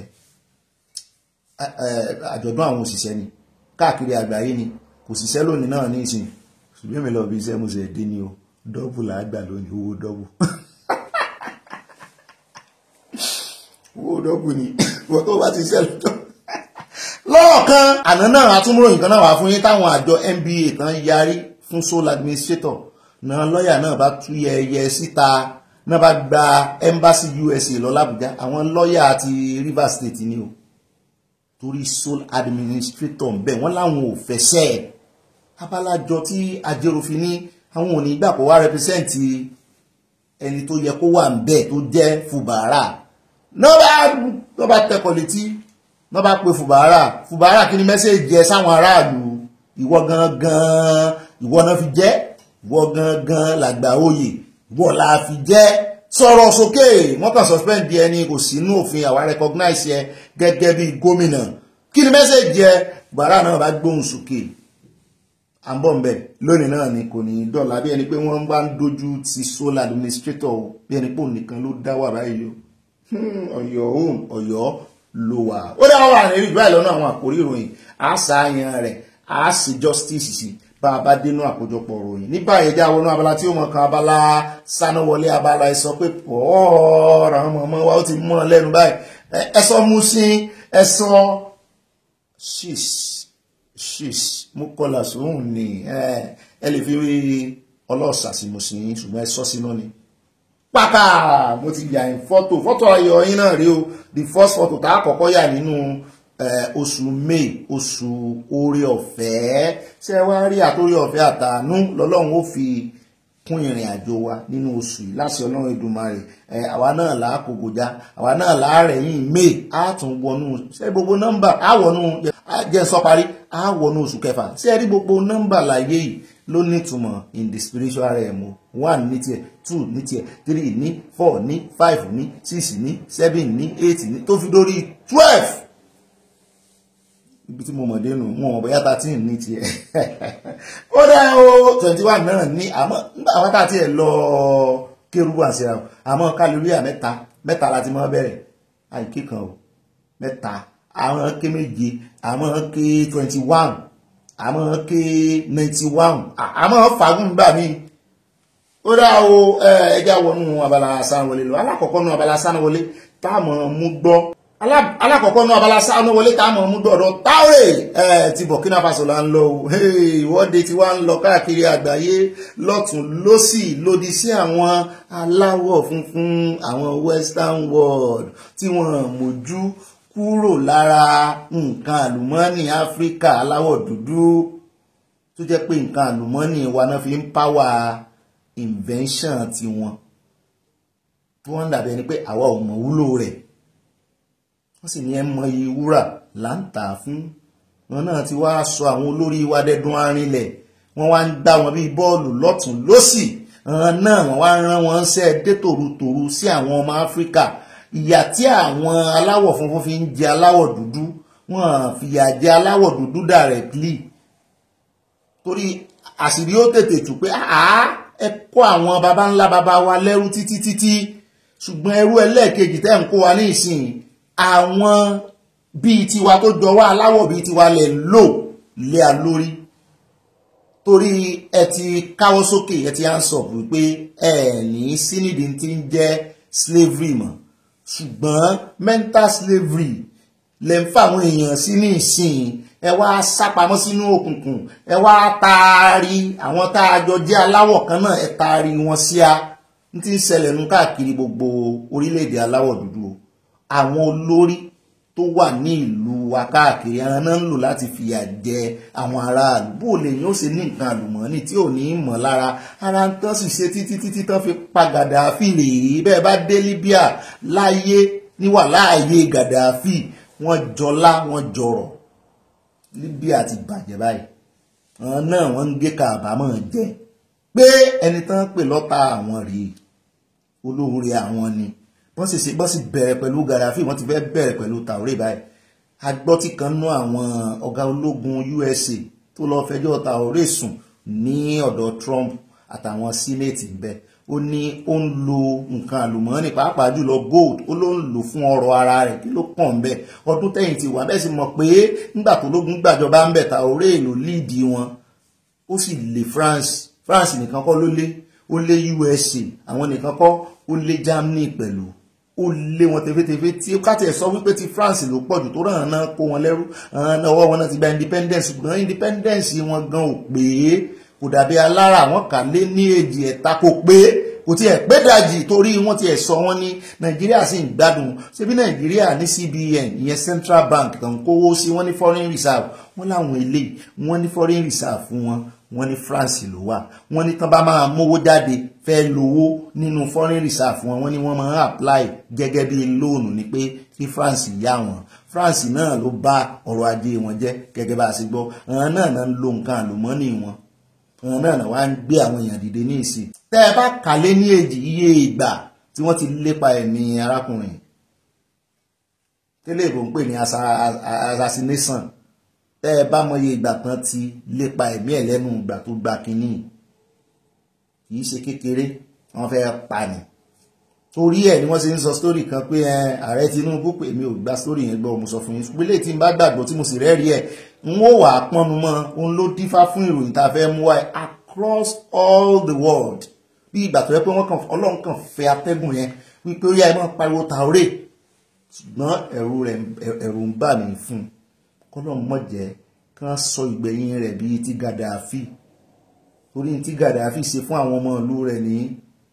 Libya wọ́n gbádùn ẹ̀dọ́ba tó fi kú ni wọ́n ń gé kàbámọ̀ jẹ́ báyìí pé àwọn náà tún lò láti pa ṣùgbọ́n àwọn ti Traore Burkina Faso nìkan kọ́ ló wà lẹ́yìn Traore ní ìsinyìí o tó fi dé Ghana France náà báyìí wọ́n ní gbogbo ẹ mọ̀ pé France lẹ́nu ọjọ́ mẹ́ta ẹnìkan gbé megaphones kí ní táwọn ń lò ní mọ́sálásí táwọn fi kírun ó gbé megaphone ibi tí ẹ̀rù kò fẹ́ pè òun ni àṣé wọ́n ń lò ní ló bá sọ wípé ọmọ Burkina Faso ní o ṣùgbọ́n France ló wà wọ́n ti kó lẹ́rú débẹ̀ ló bá yarí tí Traore ń ṣe lé yẹn kò bá wọn lára mu oúnjẹ ọlá àsára àwọn tó ń lò ní ṣe rí nígbà tí ilẹ̀ òní ó fi mọ́ yóò ti tó ọjọ́ bíi 4 sí 5 tó ń ti ṣe báyìí ṣùgbọ́n lónìí báyìí tẹ́ ẹ bá rí iye èrò tó jáde láìsí ìṣe pé Traore pé èèyàn kankan pé ẹ jáde torí tèmi láìṣe pé bóyá ó lọ sí France kò sanwó fún èèyàn kankan pé ẹ bá ń kérò jọ spirit yẹn kàn wọnú àwọn èèyàn ni wọ́n wá rò pé bóyá France nìkan ni ó ti dúró lèrò ó ti dúró láwọn èèyàn bá bẹ̀rẹ̀ sí pé ìpè àlàáfíà wípé Traore làwọn fẹ́ ó ti tó gẹ́ẹ́ ní tẹ́ fojú àwọn gbolẹ̀ sí ẹ̀yìn rẹ̀ náà wà in fact mo gbọ́ wípé àwọn president mi tó jẹ́ taláwọ̀ dúdú wọ́n ti ń lára Traore kò sí ẹni tí Ọlọ́run fẹ́ lò rèé àwọn rò pé bóyá Burkina Faso nìkan ni Ọlọ́run fẹ́ lò fún ni àṣé gbogbo Áfíríkà ni the wave is getting stronger ẹ bá ń tẹ̀sí ilé agbára àgbò díẹ̀ lẹ́nu wọn Ghana nkankan tó ṣẹlẹ̀ ní France wọ́n ló tún ṣẹlẹ̀ ní UK náà mo ní at the same time láìsí pé wọ́n pera wọn jọ kíní kí sí iṣẹ́ àwọn ọmọ Burkina Faso tó wà ń bẹ̀ nìkan àwọn oríṣiríṣi ìlú South Africa náà ní ẹ̀yìn ẹ̀ làwọn wà ẹ mọ́ ti gbàgbé Russia náà ẹ̀yìn wọn ló wà wọ́n á wò ó ti ẹ̀ dáa òun náà tún mọ politics play bó ti ẹ̀ jẹ́ pé aṣọ ológun ní ń wọ̀ Ọlọ́run rán ilé ìní olùgbàlà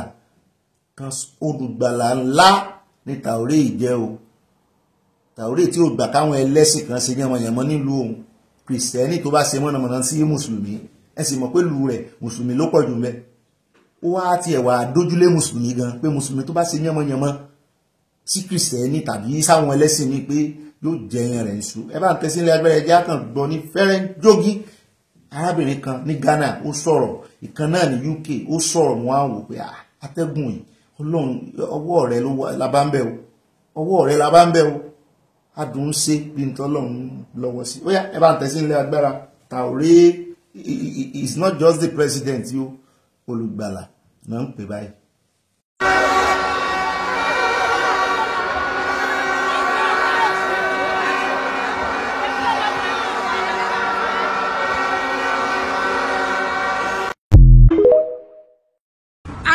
From Ghana, and we are here to march in support and in solidarity of our brother, our father, our savior, our angel, Captain Ibrahim Traore. We are sending a message, a strong warning to the Western world. It's time for you to pack bags and baggage and leave out of our country. Now, we're walking out from our slumbers and we are wiser now. So you can't cheat us again. You can't sit on our gold mines again. Get up, pack your bags and goodies and leave. We are in support. So Traore, we are in full support. We are in support with you in prayer, in spirit, and in body. I'm Nina from Ghana, speaking on behalf of my motherland. So it's unite. Africa, unite. Africa, unite. No more imperialism, no more capitalism. It is time for us. Kódà káàbọ̀ padà ọjà sáré dé ìpínlẹ̀ Plateau sẹ́yìn náà rí gbogbo ẹ̀bí sí ń lọ àmọ́ retí ìgbà táwọn Nàìjíríà náà ó dá sí mo sì mọ̀ pé ẹrù ó mọ̀ bá àwọn olórí Nàìjíríà ni ẹ mọ́ gbé ìfẹ̀hónúhàn Traore dé ọ̀dọ̀ àwọn EFCC. The wind is blowing already ẹ já dé Plateau ẹ mọ̀ bẹ̀rù ẹni kí la tún fẹ́ lọ sí ń bẹ̀ sọ́tún jáde olóró ni sàn Fúlàní ẹ̀sìn tún pààyàn ni iná ló ṣe kánífà dọ̀dọ̀ wọn o. Carnival lórí ọ̀lẹ̀ wọn ṣe ká ní kéré wà lálẹ́ ìjọ ẹ̀ olúwa kẹ̀kẹ́ pàṣọ ẹ̀ kí gbọ́ pàṣọ lórí ọ̀lẹ̀ wọn ṣe Carnival o àìmọ̀ Carnival tán iná ló ṣe Carnival dé jọ́ọ̀sì lólùlù wọn ń bẹ̀ àti ìgbọ́ pé èèyàn kankan kú inú wa sì dùn ṣùgbọ́n wọ́n ní over 500 shops lójúmọ́ wá ń wò pé ṣé wọn kì í lo kíní fáyà kí ni wọ́n pè náà mo ní ṣé wọn kì í lo extinguisher láwọn ọjà ni ó yẹ kán pa ní dandan fáwọn èèyàn global warming ti dé ó yẹ ìmọ̀ tí ń ṣẹlẹ̀ láfíríkà kì í ṣe pé bóyá iná náà kì í fẹ́ ṣe carnival bí ṣùgbọ́n pápá wọn ti nípẹ̀ in the board ẹ mọ̀ dúró kó lórí sọ yín ẹ tẹ́ pé panápaná tán ní ìdáhùn àbí panápaná gan ò ní lépo sínú mọ́tò tàbí kò tí ẹ̀ ní lómi tí ó wà fi paná débi pé yóò ní kẹ́míkà tí ó dà sí ẹ jẹ́ adé jobs káwò bí iná ṣe dá dúkìá légbodò tó bà dúkìá tó 5 ó lé ìṣe tó lé ní 500 tó sì bàjẹ́ nínú ọjà kì í wá ṣe ṣọ́ọ̀bù nìkan o àtọjà ni o àsáti ìgbọ̀ pé èèyàn kankan sun ṣọ́ọ̀bù mọ̀jú tí náà mú bá rí bóyá wèrè tí máa ń rìn láàrin ọjà tó sì já àárín ọjà ní sùn tí wèrè rẹ̀ ti jájà ó sì ṣe kí náà kó bá jàǹbá náà lọ ẹ bá ń tẹ̀sí nílé agbára ẹjẹ́ agbọ́rọ̀ lẹ́nu àwọn tó ní ṣọ́ọ̀bù ń bẹ̀. We don't know. I saw it on Facebook around 2 a.m. And when we get here, the security say we will not go inside. And that is how you see this damage is here. That they don't know the owners of the shop. Must you know the owners of the shop before you allow people? At least since you are here, allow them bring out the goods and you secure them. Why are we lying to ourselves? This thing actually happened. It's only 2 shops that has been burned. So people try to protect their things and properties, but some securities coming to rush us like we don't have time to come and do it. They will provide fire service, whatsoever, they will come and protect our properties. But later on, nobody, it's only one single fire service that comes. Around 11 in the night, I was called that there is fire in the market. Then we rushed to the market. When we rushed, the fire started somewhere, just a small place. Then we now rushed to the fire service. When we went to the fire service, all their 2 cars, there is not even tires. That is their just not branch here. So we now start calling all angle. The report that we have received from chairman and the eyewitnesses that we have been getting from here, it is it began as a spark from a shop. So, but then we are not going to leave it at that. We would do everything to again unravel the root cause of this fire. ìtọ́nà àwọn kọmíṣánná àwọn ni arábìnrin yìí ṣùgbọ́n ó ní gẹ́gẹ́ bó ṣe máa sọ ìdí ẹnu wọn náà nù àwọn máa look into it àwọn ọmọ tó ṣẹlẹ̀ ṣùgbọ́n náà lẹ́tí gbọ́ lẹ́nu àwọn tí ìjàmbá dé bá tán ní ṣọ́ọ̀bù ń bẹ̀ tọ́jà sí wà ń bẹ̀ àwọn kan tiẹ̀ ń sọ wọ́n láwọn Fúlàní herdsmen ló jóná síbẹ̀ mo ní jẹ́ ṣèwádìí tán wọ́n ní kí n gbẹ́nu mi lọ́n jáde wọ́n ní kí ló wá dé tí àwọn tó jẹ́ agbófinró nígbàtí náà ìkànsẹ̀ ẹ̀ṣẹ̀ yọ tí ò tí bẹ̀rẹ̀ sí kọrin nígbàtí iná ò tí bẹ̀rẹ̀ sí kọrin kí ló dé tí àwọn agbófinró tí wọ́n jẹ́ kán gbìyànjú àti paná yẹn tán ní àwọn ọlọ́pìn kan èèyàn lọ pa àwọn nígbà tán dọ́dọ̀ àwọn panápaná ní ìsìn wọ́n ní kò sí táyà lẹ́sẹ̀ mọ́tò wọn mẹ́rẹ̀ẹ̀rin àṣìṣọ́ náà wo ìjàmbá jọ́ọ̀sì ti wá ń pọ̀ jù ó ti ń pọ̀ jù ìjàmbá Plateau ti ń pọ̀ jù.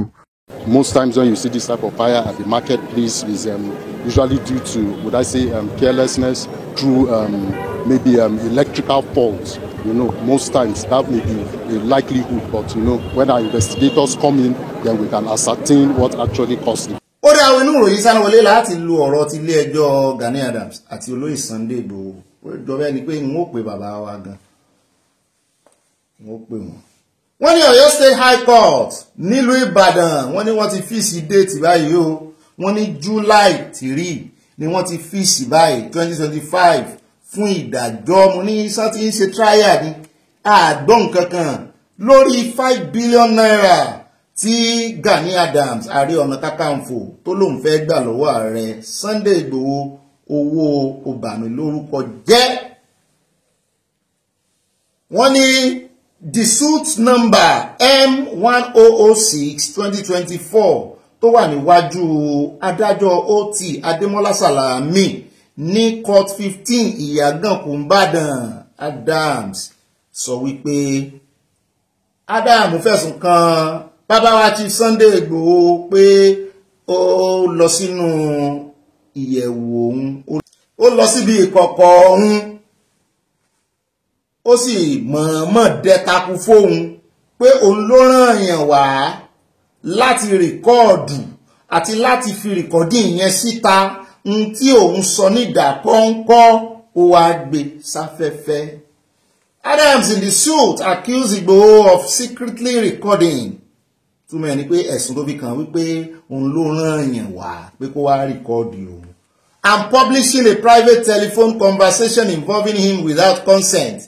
Pé ẹ sọ fóun pé ẹ fẹ́ rìkọ́ọ̀dù òun ò bá mọ́ ti jábọ́ tó bẹ́ẹ̀ allegedly to defame him pé wọ́n mọ̀ rìkọ́ọ̀dù òun gbé síta láti defame òun ni kìí ṣe pé bóyá wọ́n rìkọ́ọ̀dù tán wọ́n ṣe wà á ronú pé ó yẹ káwọn gbé síta. Ó defame èèyàn rí rìkọ́dìn ibi tó ti defame òun ó bá ọ fásitì tó gbé ọ lọ ilé ẹjọ́ ó wá fẹ́ yí ọ̀rọ̀ àìtètè mọ́lé ò lè sá lọ lówó Yorùbá tó yẹ ká lò torí wọ́n ní bọ́rọ̀ bá sọnù òwe la fi máa wà àbí ṣé ọ̀rọ̀ yóò sọnù báyìí nítorí àwọn èèyàn ti pè mí ẹjọ́ tí bàbá Sunday Igboho pè lòdì sí kíní ńgbà náà tá fi ń bẹ bàbá Sunday Igboho mo sì sọ ńgbà náà ládùúgbò orúkọ tó pè bàbá Sunday Igboho nínú rìkọ́dì náà ni o egun tó ń sọ wọ́n ti òun wọ́n dẹ òun ni bóyá ẹni yẹn ó ń fi ọ̀rọ̀ pé ọ̀rọ̀ jáde níkùn òun secretly lòun sì sọ bóò ló ṣe wá déta gbangba. ó ní ó tẹ ẹ̀tọ́ òun mọ́lẹ̀ ó ló infringe constitutional right òun to privacy and demanded 5 billion naira in damages. Èmi ò mọ̀ tí mo lè sọ lórí ọ̀rọ̀ ìwà láìta láìsí wọn lè láìlá sí láwà wọn ò mọ̀ tí mo lè sọ. Ẹ gbọ́ bó o lẹ́sẹ̀ rí bàbá Sunday Igboho ó dà ẹ̀yà kò ń bẹ̀ ẹ ti ń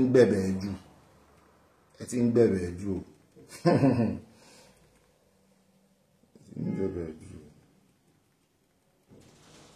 ẹni rárá pé sùúrù náà ní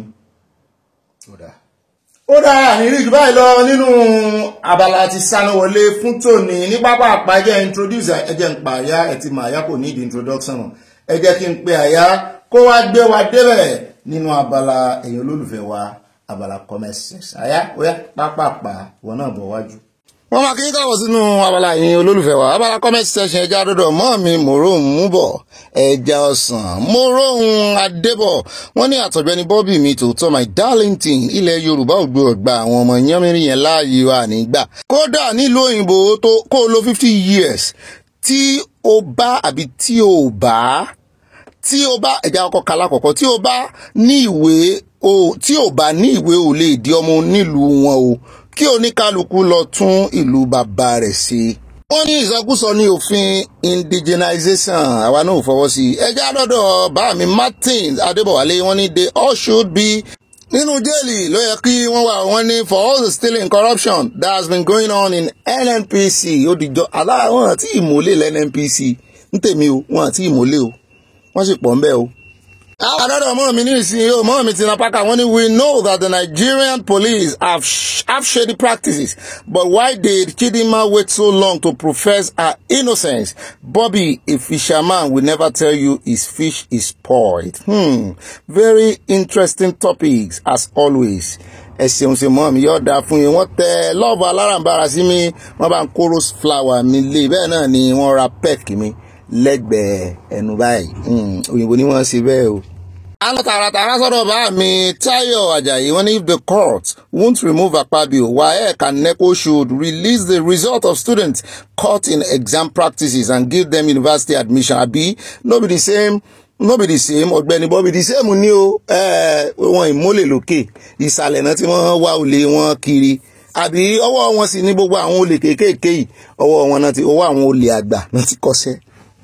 Olè táwọn tí ẹ̀ ń jà lókè ó lágbára gan olè tó yẹ kán mọ́ fìyà gidi jẹ wọ́n ni bẹ́ẹ̀yàn bá wá ń jí ìbò kí ló yàtọ̀ sí inú pé èèyàn jí máàkì ẹjẹ́ àdọ́dọ̀ ìbò oníbò náà ń jí owó tí ẹ̀jẹ̀ wípé tó ń jí máàkì the same thing náà ni the same thing ẹmọ́jẹ̀ àwa àwàwí. ẹjẹ́ àdọ́dọ̀ ìyá wa Mabel Akínbọ̀bọ̀lá wọn ní Ọ̀gbẹ́ni Bobby, I really glorify God for the wisdom of God in your life about what you said concerning Mohbad. Àwọn òbí Mohbad ti jẹ̀bi Olódùmarè nípa ọmọ yẹn. They wasted the destiny of that boy. abẹ́rẹ́ nǹkan torí ẹ̀ lọ́lọ́run ṣe mọ́ wo òbí kó tó fún wọn nírú ọmọ tí ó fún wọn. Àṣìyàn gbáà ni ibi tí Mohbad yà sí yẹn, I'm sorry to say. Ẹ ṣeun ṣe mọ́ mi yọ̀ọ̀dà fún ìfọ́gbọ́n àgbà tẹ́ bá fi gbé o. Bẹ́ẹ̀ náà ni àti bàbá mi Ọlárìwájú Adéọlá wọn ní Ọ̀gbẹ́ni Bobby ìbá gbé wa débẹ̀ àyà tí kú mi àti kú you. This is our blood tonic o. Good job wọn tẹ lọ́ọ̀ sí from Texas wọ́n ní oògùn ẹ̀jẹ̀ rèé. Wow. Ẹ yára lọ bá mi Adétáyọ̀ Adégẹyè wọ́n ní OB òfin Nàìjíríà òun olówó àwọn ọmọ Nàìjíríà yóò jẹ ségèyà nínú sọ́fà.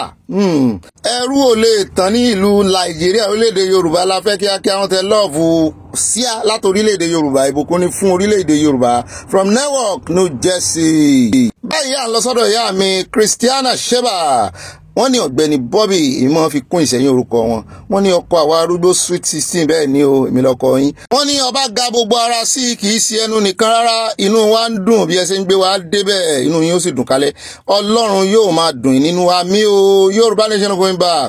Mama Sheba from Minnesota, USA wọ́n tẹ love sí àwọn kó nǹkan panu sí. Ọ̀dọ̀ ọmọ mi ọmọlára là ń lọ ní ìsìn wọ́n ní ó Bobby ẹ kú iṣẹ́ ìlú àjọ ń ṣe ni Ọlọ́run á máa fún yín ṣe kó mọ bá a ṣe ni mọ́ mi ẹ ti gbàgbé. Wọ́n ní ọgbọ́n láti so àwọn ẹrú ikú Fúlàní tí wọ́n kówó lé lórí láti dọmọ onílùú àti pé Yorùbá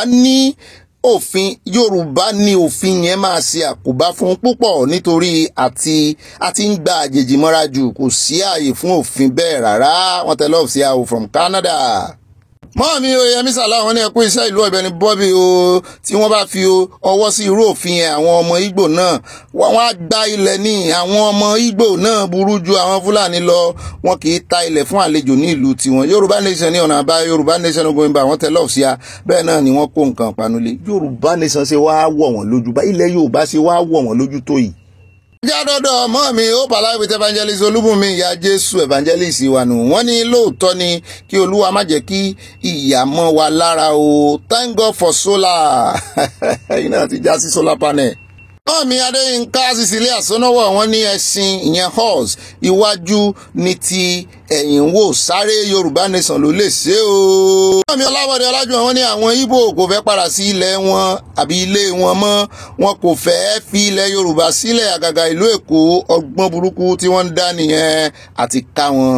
Wọ́n tẹ̀síwájú wọn ní gbogbo shopping complex tí wọ́n kọ́ sílùú wọn kò lè kúrò ní ilẹ̀ Yorùbá rárá kí a ṣàṣọ́ra wa dáadáa kọ́lọ́run ó sọ wa.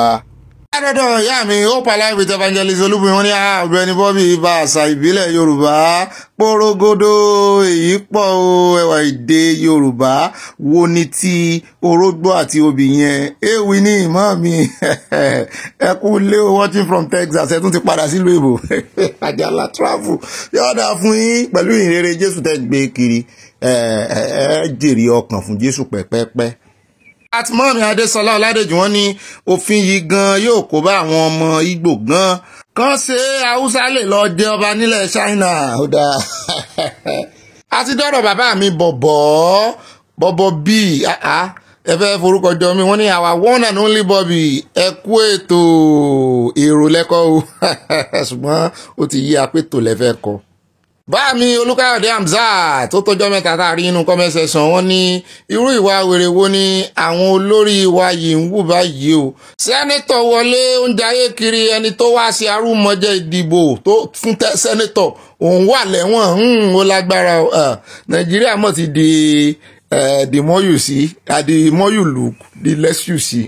Ẹ jẹ́ àdọ́dọ̀ ọmọ mi àárín adé wọ́n ní ẹ̀lò Mr. Bobby mo ń jẹ́yìn wọ́n ní NANS ẹgbẹ́ àwọn students Nàìjíríà wọ́n náà ti shift from advocacy to praise singing bẹ́ẹ̀ ni especially of politicians àwọn gan-an ń ké bàbá rere bàbá kẹ́ fún àwọn politicians. Wọ́n ní NANS lost its integrity and core mission of representing students' interests. They have diluted their voice and credibility. Let them face the consequences. Ẹ kú iṣẹ́ o wọ́n tẹ́lẹ̀ ọ̀sẹ̀ àbí consequence yẹn ni wọ́n fèsì yẹn nígbà tí gbogbo ẹ̀ka àjọ wa di òṣèlú tán nǹkan ti bàjẹ́ nu.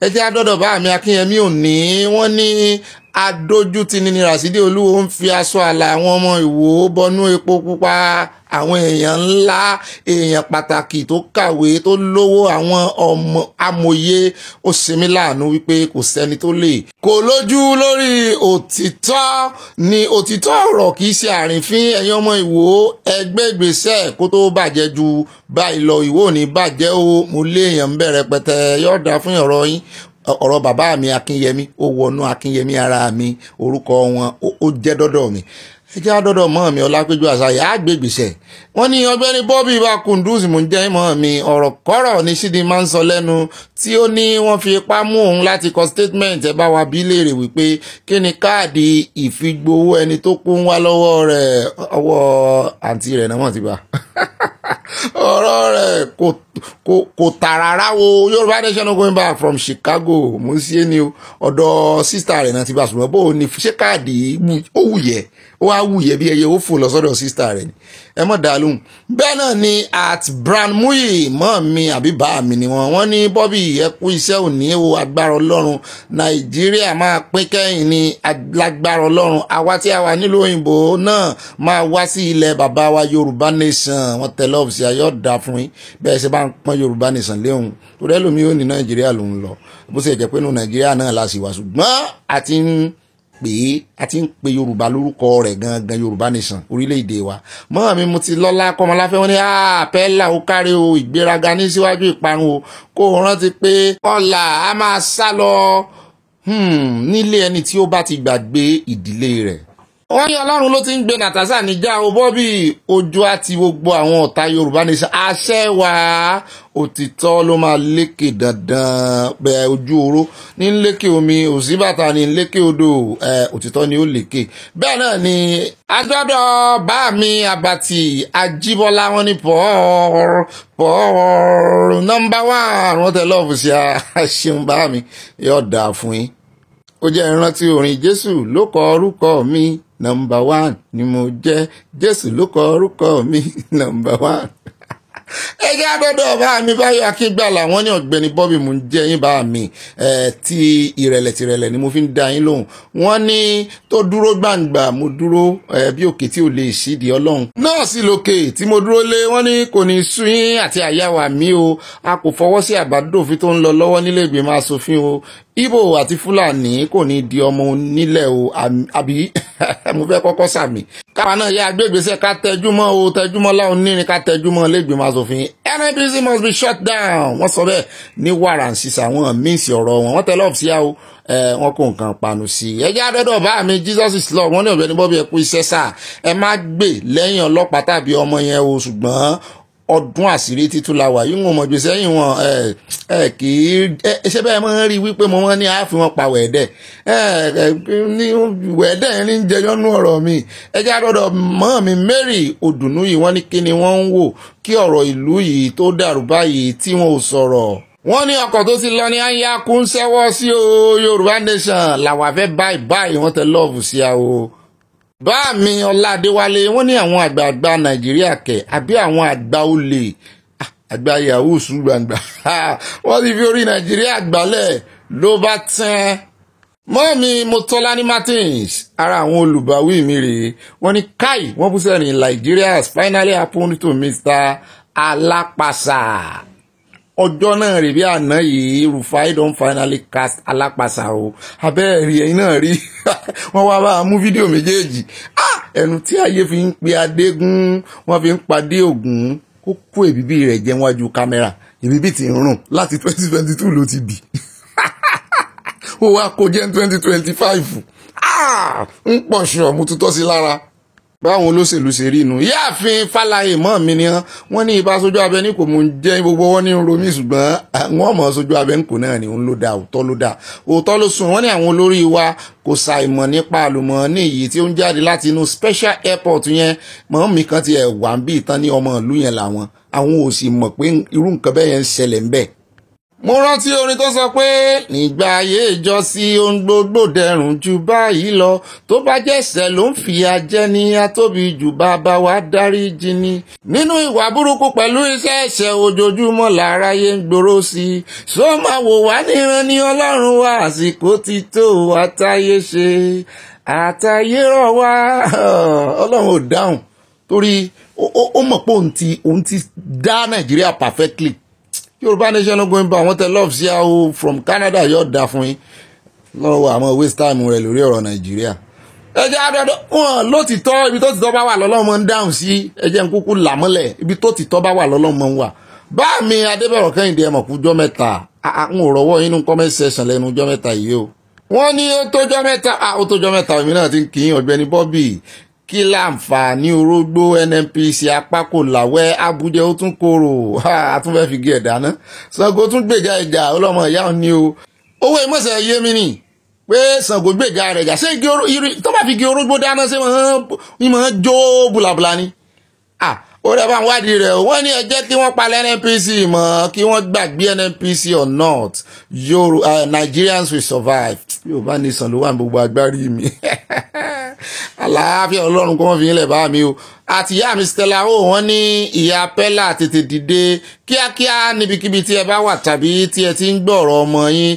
Pella nítorí tí abiyamọ kì í gbọ́ ẹkún ọmọ rẹ̀ kò má ta ti wéré o ẹ wá rí ẹ fà á mọ́ra nǹkan tó ń rọ̀ ju ojú orí rẹ̀ ló wà wá abiyamọ gbogbo a ò ní fi ojú sunkún àwọn ọmọ wa o àmì o ń tẹ̀mí rí nínú ọ̀rọ̀ Pella ní wípé mi ò rò pé bóyá ó ní ìgbéraga ọjọ́ orí ẹ̀ kéré jọjọ ẹ̀yin náà ẹ̀yà fi wé àwọn ọmọ wa ń lé kí náà lè manage náà wọ́n jẹ́ pé ẹ bá wọnú yàrá wọn gan-an láàrin ọ̀sẹ̀ kan wọ́n lè wọ́n gbà sáà náà wà manage owó ó ní ìdí ìyá rẹ̀ bí bàbá rẹ̀ náà bá wà ó ní ìdí bàbá rẹ̀ o. ẹ jẹ́ àdọ́dọ̀ ìyàwó Hope Alive with Evangelist Olúbùnmi wọn ní Ọ̀gbẹ́ni Bobby for you love èmi nìkan mo ní nìkan náà tẹ love ẹ sì mọ́ mi ọ̀dà fún yín. At Cabo Caroline mọ́ mi ní ẹkú iṣẹ́ Ọ̀gbẹ́ni Bobby àjọ ń ṣe ni o Nàìjíríà ti tán kò lè dára mọ́ orílẹ̀-èdè Yorùbá là ń fẹ́ o òye yẹn ò tí ì yé àwọn kan sẹ́ kò tí ì yé yẹn. Bá mi Sọ́líù Musliu wọ́n ní àwọn ọlọ́pàá máa ń bá ọ̀pọ̀lọpọ̀ ọkọ̀ statement ní o ọ̀gá mi ẹkú iṣẹ́ bá mi yọ̀dá fún ẹmọ kújọ́ mẹ́ta. At Adégbọlá Kúnlé bá mi ní please let's act on the issue of visitors claiming indigenous rights with us in Yoruba land. Ó yẹ ká gbé ìgbésẹ̀ gidi o àti ń paláriwo ìgbésẹ̀ ló kú báyìí o. Mọ́ mi mẹ́rin òdùnnú yìí wọ́n ní àwa ò fi ọwọ́ sí ìbò láti du ogún ní ilẹ̀ Yorùbá o tiwa yìí o Yorùbá nation ní kíákẹ́ ìbò kọ́ wọ́n fẹ́ sọ́dọ̀fin ni jẹ́ gbogbo apariwo ẹ̀ síta o. Bá mi Adégbọlá Kúnlé tún tẹ̀wájú wọn ní àwọn àtọ̀húnrìnwá kò fẹ́ràn Yorùbá àwa Yorùbá ẹ jẹ́ ká dìde kí wọ́n má gba ilẹ̀ bàbá wa ẹ jẹ́ ká jí àwọn aṣojú Yorùbá nílé aṣòfin wọ́n ti sùn fọ́nfọ́n kò tiẹ̀ yé mi fáwọn yẹn rárá mi ò rí kán gbé ìgbésẹ̀ òfin gidi rí. Àwọn Ìgbò àwọn Haúsá náà ní kán gbé ìgbésẹ̀ àwọn kan wà ń bẹ̀ wọ́n kàn ṣe second motion wọ́n kàn those who say yes àwọn náà kọ́kọ́ sọ yes wọ́n fi ṣe é ní. ẹjẹ́ àdọ́dọ̀ bá mi àìmọ́ mi Adésọlá Ọládèjì wọ́n ní bẹ́ẹ̀ ni France ọ̀tá Áfíríkà ni ó jẹ́ àti àwọn ẹgbẹ́ wọn Yorùbá nation ní ọ̀nà àbáyọ. Bámi Fálọ́nsọ́ta Arímọ̀lá kò sí èèyàn kan wọ́n ní Ọ̀gbẹ́ni Bobby ìbá current affairs news Ọlọ́run ló ń tú àṣírí àwọn INEC àti àwọn olè jẹgúdújẹrá wọn lórí Natasha ló mú Akpabio Yorùbá Nation going by àwọn tẹlọ sí àwọ èmi ò mọ̀dí tí ilé ẹjọ́ fi mú ẹni tó ṣe mọ̀dàrú fún ìbò tó gbé Akpabio wọlé ṣùgbọ́n tán mú ẹni tí ìbò mọ̀dàrú gbé wọlé. Àtìkànjọ́ abẹ́ǹkó wọ́n ní wọ́n bú sẹ́rìn wọ́n ní ẹ̀kọ́ kí ni ilé ìkọ́ wa o Senate president gan ẹlẹ́wọ̀n bí ọ̀gá ta lọ̀gá rẹ̀ at Victory in Jesus Adetiba wọ́n ní my brother mo ń jẹ́ yín bá mi o I'm from Mopa ní Kogi but based in USA but I'm just hearing this for the first time and we are the poorest county in Kogi area because Mopa is under Kogi ẹjọ́ ẹ bá wa ṣe iṣẹ́ ìwádìí ká tún fi rí confam ròyìn yẹn ẹ bá wa ṣiṣẹ́ ìwádìí sí. Mọ́mí Dorcas Jallo wọ́n ní Ọ̀gbẹ́ni Bobby òótọ́ lẹ́ ń sọ o bẹ́ẹ̀ ni o pírífílẹ́ẹ̀jì ni o láti di ọmọ nílùú òyìnbó òun láìpẹ́ ẹ̀sìn kan pírífílẹ́ẹ̀jì yìí o àánú la rí gbà o abẹ́ẹ̀rí bẹ́ẹ̀ náà ni Mọ́mí Olúṣọlá Adébáyọ̀ wọ́n ní irú Nàìjíríà wo leléyìí jàre Ọ̀gbẹ́ni Bobby Yàyà Bello ń rìn kiri wọ́n wá lọ mú obìnrin tí ó dìídì wá láti UK láti fi ara rẹ̀ hàn kí ni wọ́n wá lọ mú ní airport fún wọ́n tẹ́lọ̀ sí àwọ̀ bẹ́ẹ̀ náà kó nǹkan panu lẹ̀ wọ́n kàn wọ́n hamọ́ náà ní ẹni a lè mú láàlẹ́dì mọ́ Mr. Stella Odele wọ́n ní well done Edo governor wọ́n gbé ìkírà fún Edo governor wípé bó ṣe ń wó ilé àwọn ajínigbé àtàwọn ọmọ ẹlẹ́gbẹ́ òkùnkùn náà ń pààyàn wọ́n lòun ló dáa kó sì máa pa wọn torí wọ́n ti ṣòfin ikú fún wọn. Bẹ́ẹ̀ náà ni at Ọmọdáyọ̀ Fákọ̀yà wọ́n ní Ọ̀gbẹ́ni Bobby well done bíbíire ò ṣe fowó ra o you are good at what you do carry go Ọlọ́run ló ní orí bẹ́ẹ̀ ẹ̀sìn yọ̀ọ̀dà fún yín you are good too. Nígbà yẹn yá dọ́dọ̀ Mọ́mí Victoria Bàdéjọ wọ́n ní good day ibà pàpà parada mò ń jẹ́ yín àyà ń kọ́ owó àwọ̀ NNPC ti jẹ́ Nàìjíríà run Ọlọ́run yóò tú àṣírí wọn ó tiẹ̀ ti ń tú báyìí o kàn gbégbèsè lòdì sí àwọn tí àṣírí wọn tú ló kù báyìí o Akpabio ò jẹ́ kó tó jẹ́ rárá àfi kó máa lé Natasha ẹ̀rín fẹ́ pa mí ṣùgbọ́n mo gbé mi wọ́n ní kó máa lé kiri Ọlọ́run yóò dájọ́ ibi fún gbogbo wọn Yorùbá Nation going back wọ́n tẹ love rẹpẹtẹ sí àwọn. Bẹ́ẹ̀ náà ni mo rí rose flower tẹ́ bá ń fi sí ìyá mi Dorcas Jallo wọ́n ní bọ́ọ̀rọ̀ cheese fọ́tò mi àfọ́tò tíkù mi àtíkù yìí wọ́n tẹ lọ́ọ̀bù sí wa wọ́n ní àyà wa wọ́n fún àyà ní hug yóò dáa fún yín Mọ́mí ó pàláì with evangelist Olúmọ̀yàn àwọn náà ń fojú ẹgbẹ́ kan rẹ́rìn lábẹ́ ẹ̀bẹ̀ wọn àwọn náà ju lọ́ọ̀bù kan sáàyà yé pòm ó ti hàn. Mọ́mí Olóyèdè Àgbè wọ́n ní ibà tọmọdé bá mọwọ́ ẹ̀ yóò bá gbàjẹun ni wọ́n ní kudos to Governor Okpebholo for his giant stride in combating terrorism cultism banditry etc in his state Yorùbá Nation ní kíákíá o. Báàmí Ọlá Adéwálé wọ́n ní Yorùbá Nation láti wo orí mi wọ́n ní Nigeria resources are more than enough to cater for the population if not looted and misappropriated by the self-aggrandizing political knights Morandas. Gbájúẹ̀ we called politicians àbí òtọ́rọ̀ lẹ́sọ Morandas tẹ́tí ẹ̀ pé wọ́n yẹn. Báàmí Adélẹ́yẹ Abímbọ́lá yẹn lọ̀rọ̀ kan òun wọ́n ní ó yẹ ká gbé kùndóòsì fún ọkùnrin tí ó sọ wípé òun ò yọ ààrẹ bàbá wa Tinubu ọmọ olódòdó àbí mi ò wíire Ọ̀gbẹ́ni Bobby àwa ti gbé kùndóòsì fún látàná wọ́n bú sẹ́rìn wọ́n tẹ lọ́ọ̀fù sí a o ẹni tán ti yọ bí ìjìgà inú ẹgbẹ́ tó lòun náà fẹ́ yọ ọ̀yàn gbogbo wọn irú kan ọbẹ̀ kan Mọ́mí Bọ́dún Ṣayọ̀ wọ́n ní Ọ̀gbẹ́ni Bobby ṣé gbogbo àwọn tí Ganduje ń bá sọ Gẹ̀ẹ́sì yẹn náà ni wọ́n gbọ́ túrú sí èbò náà ń jẹ́bẹ̀ èbò ní jẹ́bẹ̀ wọn ò gbé èbò. Mọ́mí Hannah Àyànṣọlá wọ́n ní Ọ̀gbẹ́ni Bobby ẹ kú ìjọ́ mẹ́ta o ọjọ́ kan pẹ̀lú mọ́mí Ọlọ́run á tún máa fún yín ní ọgbọ́n ìmọ̀ àti òye àmì o ẹ̀mí mímọ́ Olúwa á sì máa jẹ́ ti yín àṣẹ Ìdùmarè bàbá tí ń rí ìròyìn òtítọ́ kí ó tó gbé e bẹ́ẹ̀ ni o òtítọ́ yóò sì máa jà fún yín àmì àṣẹ o ikú kò ní pa àwọn alátìlẹyìn yín ẹ̀yin náà wà lára wọn àṣẹ Ìdùmarè àti ẹ̀yin náà àmì o ọ̀rọ̀ Ọlọ́run ní ènìyàn tí ó bá fi idà pa ènìyàn nípa idà náà nìkan pa ẹran ìfẹ́ yín kò ní kan o àmì o Yorùbá Nation going back wọ́n tẹ lọ́ọ̀fù sí àmì àṣẹ Ìdùmarè ẹṣẹ mùsàmí àdúrà mo gbé tó àdúrà mi àti fún gbogbo àwọn olólùfẹ́ mi náà at Bọ́láńlé Adéníkẹ́ Mọ́mí ní Ọ̀gbẹ́ni Bobby tí ọ̀rọ̀ bá ti fẹ́ jẹ́ òótọ́ ni ẹ máa ń fi ojú ẹ̀gbẹ́ kan wò wá lójú kámẹ́rà ìṣẹ̀ṣẹ̀ mọ̀ pé àwọn ọlọ́pàá máa ń fi tipátipá tàbí bá àwọn ènìyàn kọ statement ní ẹ ti ẹ̀mọ́ tí mò ń sọ bá mi kan ní kí n mọ́ gbèsè wọn lẹ́yìn Jesus is love mi ò gbèsè wọn lẹ́yìn ẹ wá gbọ́n tí mọ̀ mi ń sọ òye yìí hàn wọ́n mọ̀ tó mọ̀ tí n bá ti sojú mi báwọn wọ́n mọ̀ pé sarcasm ni wọ́n ṣe kó àwa nù kì í sọ̀rọ̀ nìkan la máa fi jẹ́ṣẹ́ ní journalism body language náà wà ń bẹ́ẹ̀ yọ̀ọ̀dà fún ìmọ̀ mi wọ́n ní àgàgà tí ó bá ti ní ọwọ́ àwọn ènìyàn ńlá nínú torí ẹ̀ ni ó ṣe jẹ́ wípé 60 to 70% àwọn ọlọ́pàá ni ọmọ wọn tàbí àwọn fúnra wọn máa ń ṣe wọ́n ń ṣe rere láyé Yorùbá Nation no going back wọ́n tẹ lọ́ọ̀fù sí a o ọ̀rọ̀ yìí gba ìrònú o. Mọ́ mi mẹ́rin òdùnnú yìí wọ́n ní ẹkú ètò Ọ̀gbẹ́ni Bobby tèmi nìkan lọ́ọ̀ níwọ̀n bá wa tó ibà dẹ́rìn pòṣónú oyè tẹ́ fi mí jẹnu kò ní bàjẹ́ fún yín láíláí àmì àtẹ̀yìn náà o you always give life to weary souls wow love mo kí àyà o Yorùbá Nation Adébá Aláyọ̀ ní kíákíá mi o wọ́n ní tí nìkan kọ́ o mọ́ mi wá ẹ má jẹ́ ká já o mọ́ mi ìyá Jésù náà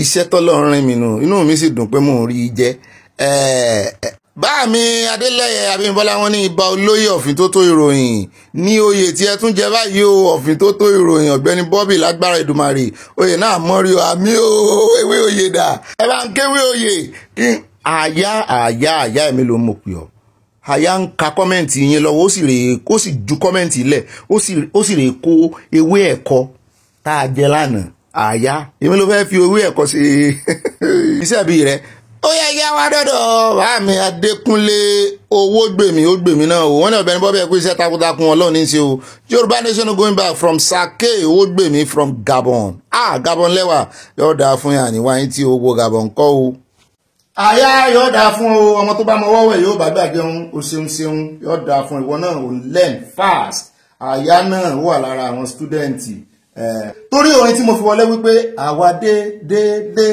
àyà dé àyà ni stúdẹ̀ǹtì tán ń kọ́ lédè àyà dé àtàyà àtèmi stúdẹ̀ǹtì ni wá lọ́wọ́ yín o ó dá owó báyẹ̀ bá pín kó kálé kó kápọ̀ ẹjókòó déédéé ẹjókòó dáadáa lẹ́ni ọjọ́ kìíní nínú oṣù karùn-ún oṣù orí ọ̀fẹ́ ẹ forí ọ̀fẹ́ kẹ́ ẹ fi máa gbọ́ mi ẹ forí ọ̀fẹ́ jókòó gbogbo tó bá wà nínú lẹ́nu port ẹ lọ forí ọ̀fẹ́ mú sọ fún mọ́mì pé Ọ̀gbẹ́ni Bobby ló sọ bẹ́ẹ̀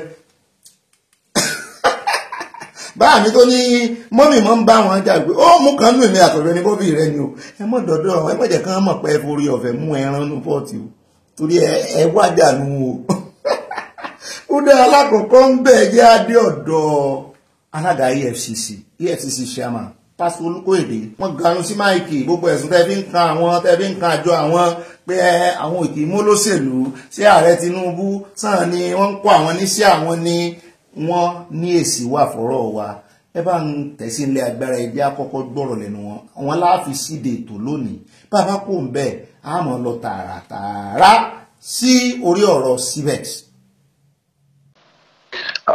Yes, people will read minutes of whatever we do. I'm not a politician. Now, as I know, no member of my operatives is deeply involved in politics. So we do our work in line with our mandate. And what's our mandate? That if somebody is found to have involved himself or herself in corrupt practices, financial crimes, it's our duty to investigate. If such people are found culpable, or if we're able to establish predication, to go to trial, to prosecute. And I've stayed within the confines of that mandate. And Nigerians will attest to it. Now, coming to the issue of somebody being investigated, ended up in joining a political party, you agree with me, I've not been appointed as the secretary or the chairman of any of the political parties, so that it will be part of my mandate to begin to draw people into any political party. And if Nigerians will also be fair to us, if you take the statistics of our work, in the area of investigation, prosecution, particularly high-profile cases, you can perhaps find more of members of the ruling party. Some of the cases that we've done. So we must also be judged fairly. If you find members of prominent, not just members, prominent members of the ruling party, some of the people that have investigated and we have filed charges against. So for us to close our eyes to members who perhaps are not people who are perhaps are not members of the political party or the ruling party rather, would be unfair to us. and will be an injustice on our part. And I need to say this to Nigerians with every sense of humility. My mandate is, if I discover you have stolen money, you will have questions to answer. Whether you are of APC, or you are of PDP, or you are of Labour Party, or you are of NPP, or you are of SDP, if a member of APC has stolen money, you will have case to answer. If a member of PDP has stolen money, it's like sandpaper, it won't digest in your tummy. You will have case to answer. So irrespective of your political affiliation or alienation, it is our duty to make sure that we do the right thing. Establish. Mr. Olugede, if the president asks you to stop investigating such a person, would you still go ahead? He was the one who appointed you into office. No, that is not. Look, I need to say this, since you have brought that into brought me into that arena. I think Nigerians will appreciate the kind of Mr. President we have at this time. And I'm being serious about it. It's not because I'm occupying this position. Anyone who will be sincere, particularly those who work with Mr. President, particularly those who are members of the Federal Executive Council, particularly those who are heading agencies, ministries, and departments. Anytime you see Mr. President, the body language of Mr. President is, look, what have you done? How much have you recovered? How much have you used the instrumentality of your work to stimulate the economy for me? To ensure that we deliver on our mandate. That is the body language of Mr. President every time I see him. It's not about, look, the man doesn't have time for this issue. People are just trying to distract the government. They're just trying to distract the working president. If those who are close to him will tell you, he doesn't want to hear anything apart from performance. He's a man who will sit down and put you to question about your activities. And we question you, we put you on your toes. So for him to have time for these frivolities of, go and do this because of this, stop doing this. I think Mr. President that I know, who has appointed me, that I work with, is not made of that stuff. And that is what I can say about that. So this issue of go and stop this is not the kind of the president we have. The president, his body language, every time you see him, like he wants you to deliver or not. So Mr. Olugede, people have accosted me so many times asking this kind of question. And now it's important for us that if you are going to, for me as a person, and for all my comrades in the EFCC, that if you're going to fight corruption, you must fight it from the position of integrity. Because without integrity, corruption fighter, you don't have anything. And so we sank that into the mind of every operative in the EFCC, and for all my comrades in the EFCC, that if you're going to fight corruption, you must fight it from the position of integrity. Because without integrity, corruption fighter, you don't have anything. And so we sank that into the mind of every operative in the FCC.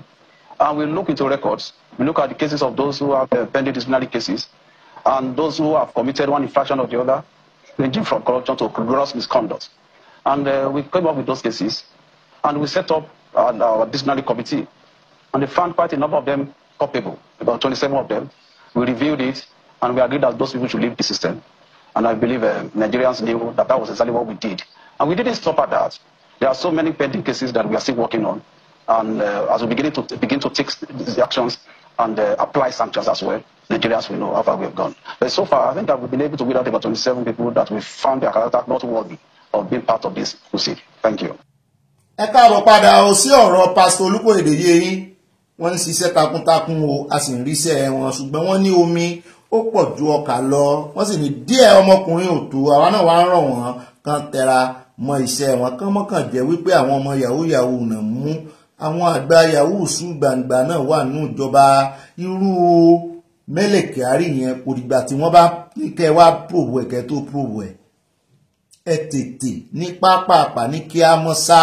Ẹ sì ti gbọ́ iye àwọn ọ́físà àwọn tán náà lé dànù nítorí wọ́n ní ìwú that will come to justice must come with clean hand. Wọ́n ní gbogbo àwọn táwọn bá ń di ìbàjẹ́ àwọn sí kí ni lé dànù, ṣùgbọ́n lílé dànù kọ́ ni yóò tán ìṣòro. Ó dàbí ọ̀rọ̀ tí ń ṣẹlẹ̀ nínú iléeṣẹ́ ọlọ́pàá ní Nàìjíríà ni. Ó dìgbà tán bá bẹ̀rẹ̀ sí san sálárì gidi fún wọn, ṣùgbọ́n bó náà ṣe àtẹ́ẹ̀ní ẹ̀. Ó dìgbà táwọn ọlọ́pàá náà tó bá ń fi ẹ̀rọ wẹ̀lẹ̀ tán fi ń tírìtì àwọn aráàlú tán ń jà fún. Ó dìgbà tán bá bẹ̀rẹ̀ sí rí pé ìjà wọn làwọn mẹ̀kúnnù ń jà. Abẹ́ẹ̀ rí gbogbo iṣẹ́ ribiribi tí Sowore ń ṣe lẹ́nu ìgbà tí mò ń halẹ̀ mọ́ ọ̀gá ọlọ́pàá yìí IGP tánjọ́ ń fa sùrùtù ẹjọ́ sì wà nílé ẹjọ́ o. Ẹ bá mọ iye àwọn ọ̀gá ọlọ́pàá tó ti resign tán ti rìtáyà jàre. Ẹ tí ìbá ṣe ti Sowore ìmí ẹni tó sì ń dúró pé kéèyàn kan rìtáyà kó ń débẹ̀ bóyá nǹkan kò bá rí táyà mọ́ ipò kékeré tó wà. Ó dá àwọn ẹjọ́ ẹ bá wa ṣe dáadáa fún gbogbo wọn tí wọ́n bá mú ojú kòkòrò kúrò lójú àwọn ọ́físà wọ́n ṣiṣẹ́ dáadáa. Bẹ́ẹ̀ ni wọ́n sì ṣe lè mójú kòkòrò kúrò lójú wọn náà ni wípé ẹ fún wọn lówó tó ju ti politician lọ. Ta ló fọwọ́ sí? Those who say I kàn fún àwọn tó yẹ kàn máa gbowó jù nìyẹn, kàn fún wọn lówó ju ti politician lọ. Ẹ mọ́ ti ìjà lọ sórí ọ̀rọ̀ CBEX eléyìí tó jọra wọn láfiwéra àwọn ẹja dẹ́kọ̀ọ́ bá a bá ti kú òǹbí ìtàn ayé àsìbẹ̀ sáláùsálà ń lọ lọ́dọ̀ bọ̀dá Sanwó-Olú. Lọ́dọ̀ bọ̀dá Sanwó-Olú là ń lọ báyìí níbi tá a ti gbọ́ tán ní bọ̀dá Sanwó-Olú ń rawọ́ ẹ̀bẹ̀ sí àwọn òbí lẹ́kọ̀ọ́ àwọn Lagosians wípé ẹjọ́ ẹ jẹ́ káwọn ọmọ yín wọnú iléeṣẹ́ ológun. Ìdí tí mo ṣe fẹ́ sọ̀rọ̀ yìí lẹ́yìn tí olórí àjọ EFCC náà ni wípé kìí ṣe ọlọ́pàá kìí ṣe EFCC nìkan ló nídìí owó oṣù gidi, àwọn àmì náà nídìí owó oṣù gidi. Ṣùgbọ́n báyìí wọ́n lọ́mọ Nàìjíríà ò fẹ́ join àmì mọ́, wọ́n ní wọ́n ń sá fún iléeṣẹ́ ológun. Lẹ́nu ọjọ́ mẹ́ta iléeṣẹ́ ológun gba east lọ́dọ̀ àwọn Ìgbò, wọ́n ń rawọ́ ẹ̀bẹ̀ sí ẹ náà ni. Wọ́n ti ẹ̀ tún ṣe symposium fún wọn wípé ẹ wà wọ́n máa ẹ má dẹ̀ yín lẹ́ ń pariwo pé wọ́n marginalize yín. Wọ́n tún ti wá ní kẹ́ slot lélẹ́yìí báyìí kẹ́ ẹ wá gba slot. Pé eléyìí tí opportunity tún wà ẹ má jẹ́ òfò yín rú o. Wọ́n ní Sanwó-Olú bẹ̀ àwọn ọmọ Èkó pé kí wọ́n enroll fún iṣẹ́ ológun. Mo ní èwo ń tẹ̀bẹ̀. Sẹ́yìn ò láwọn ọmọ tó lè ṣe candidate ni àwọn ọmọ tẹ́ ẹbí gangan, ọmọ àbúrò yín, ọmọ ẹbí yín, ẹ wọnú ẹbí yín lọ kẹ́ ẹ sọ fún wọn pé ẹ ní slot. Tipẹ́tipẹ́ la sáà ti mọ̀ wípé àwọn olóṣèlú máa ń ní slot. Mo ti ẹ̀gbọ́n páwọn ọba náà máa ń ní nígbà tí immigration náà èmi náà lọ sí exam immigration rí nígbà kan sì dá civil defence ilẹ̀ náà. Mo rántí téèyàn kan sọ wípé tí n bá ní èèyàn pé slot wà nílẹ̀. Slot àwọn ọmọ iléeṣẹ́ ológun ló tún wà nílẹ̀ yìí o. Àyà wa ń sọ ó ní kí n bóun advice bọ̀dá Sanwó-Olú pé kán lọ sí family house wọn. In fact gbogbo àwọn èèyàn bẹ́ẹ̀ gan kán kó fọ́ọ̀mù fún wọn pé kò ní ìkan mú táwọn èèyàn tó bá ń bẹ àwọn èèyàn ń gbòòrò tó bá ń fi wọ́n sakọ kán lọ family house wọn, kán jẹ́ kí gbogbo àwọn ẹbí wọn join ọmọ ológun Nàìjíríà. Wọ́n láwọn èèyàn ò fẹ́ tẹ́lẹ̀ ní ọmọ ológun Nàìjíríà wuyì lójú àwọn òbí ò gbà káwọn ọmọ wọn rè join wọn mọ́. Orin kọ́lọ́mọ kìlọ̀ fọ́wọ́n rẹ̀ ooo ní àrò kọ́lọ́mọ wọn lórin tán kọ sétí àwọn ọmọ wọn nù pé àwọn ìyá gan ní ń kọ. Àwọn alánàá sì ní ìjọba Kwara ńlá làṣẹ lórí bí wọ́n ṣe fi vacancy dókítà síta mu ní àti ẹ̀gbọ́ ti àmì táwọn èèyàn ń sá fún. Ìwọ tún ní gúnbẹ́rẹ́ táwọn èèyàn tún fẹ́ ṣe sáwọn èèyàn ò rídìí mẹ́sìn mọ́ ni wọ́n ní ìmọ̀ye ọmọ tó rídìí mẹ́sìn pé wọ́n ti jápa. Mo wá ní ṣé táìmù ẹ̀bẹ̀ làwa wà ní ìsìn. Ọ̀rọ̀ bàbá wa wó lọ́wọ́ rí o. Táìmù ẹ̀bẹ̀ rèé àti rí tán ti ń bẹ àwọn èèyàn kan wá join ológun. A rí àwọn èèyàn tán tó ń bẹ àtúntí rí tán ti ń bẹ àwọn èèyàn kan wá ṣe dókítọ̀ pé vacancy wà ńlẹ̀. Yóò tó kárí ilé. Táìmù ẹ̀bẹ̀ àwọn Nàìjíríà yóò tó stage kan. Fúlàní nìkan náà mọ̀ ṣèjọba lé lórí Nàìjíríà. Ẹ bá ń sọ fún wọn fẹ́ gbọ́. Yóò tó stage kan ẹran nìkan náà mọ̀ dà ẹran nìkan ni ó jẹ. Àwọn ó ti lọ kúrò nínú Nàìjíríà ni mo ṣe ń sọ bẹ́ẹ̀. Ẹni tó bá wá ṣẹ́kù ń bẹ̀ tí ń jẹ́ Nàìjíríà.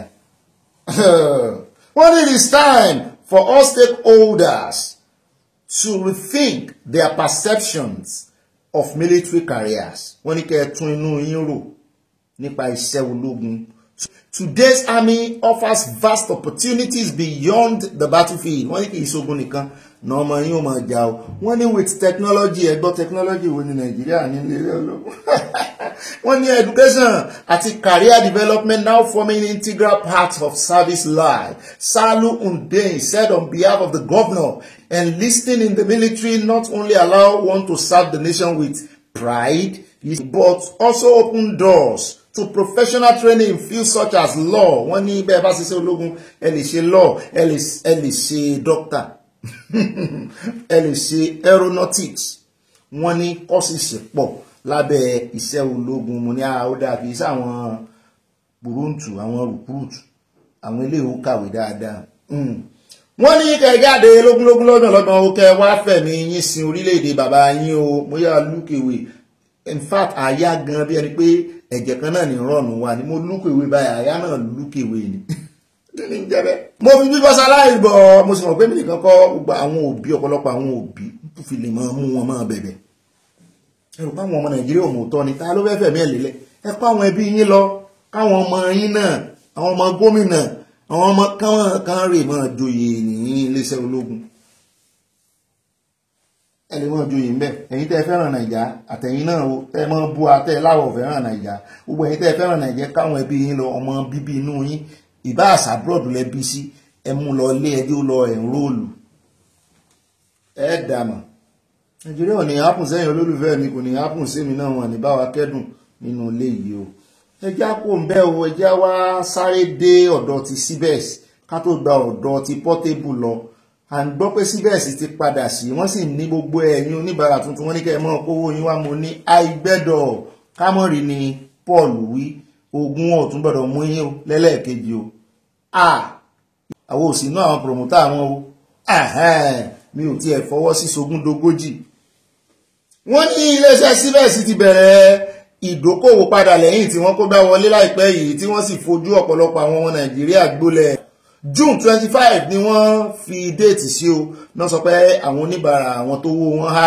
wọ́n bẹ̀rẹ̀ sí rí owó wọn gbà nítorí wípé tó bá fi máa di June 25 wọ́n ní ni o allegedly wọ́n ní tó bá máa fi di June 25 wípé insurance company tí ó ń ṣèwádìí verification láti fi mọ iye àwọn èèyàn tó wó wọn há wọ́n ní yóò ti ṣetán wọ́n wò pé insurance company ní UK wọ́n kàn tí ẹ̀ bára wọn jiyàn ṣe bí wọ́n rẹ́gísítà ní Nàìjíríà tanra yín wọ́n rẹ́gísítà ní Nàìjíríà sí CAC wọ́n rẹ́gísítà sí SEC Security Exchange Commission àwọn tó bá ti ń ṣe owó forex torí forex ní láwọn fowó yín ṣe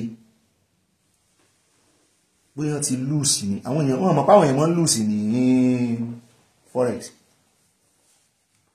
torí ẹ̀ risk ẹ̀ wà volatile gbogbo àwọn kinní on trade ní ìbá ṣe cryptocurrency ìbá ṣe kankan èèyàn máa fi ọpọlọ ṣe ni tó bá ti mọ̀ tó yẹ pé èèyàn kan ló ń bọ́ sí on your behalf máa fi ń trade ó ní kó gbó ẹyin rẹ sínú agbọn pàápàá jùlọ pẹ̀lú iléeṣẹ́ tó ń kó yín pápá mọ́ra ní Nàìjíríà ṣùgbọ́n tí regulation tó ń regulate mi ò tẹ̀ wọ́n bóyá wọ́n regulate wọn ṣùgbọ́n tó yẹ pé wọ́n wà regulated ní Nàìjíríà gbogbo owó yín sọdá síbi tán wà ní ibi tán domicile sí mi ò mọ̀ bóyá UK náà wà ṣùgbọ́n tó wá jẹ́ wípé tó mú kí UK insurance company ni wọ́n kí ló ti ẹ̀kan ti insurance company bẹ́ẹ̀ kò tí ì yé mi normally bó ṣe ṣẹlẹ̀ yẹn àjọ SEC tó ń regulate market ní Nàìjíríà yẹn trading àwọn ló yẹ kí torí ká ní SEC ká ní register lọ́dọ̀ SEC ni gbogbo owó yín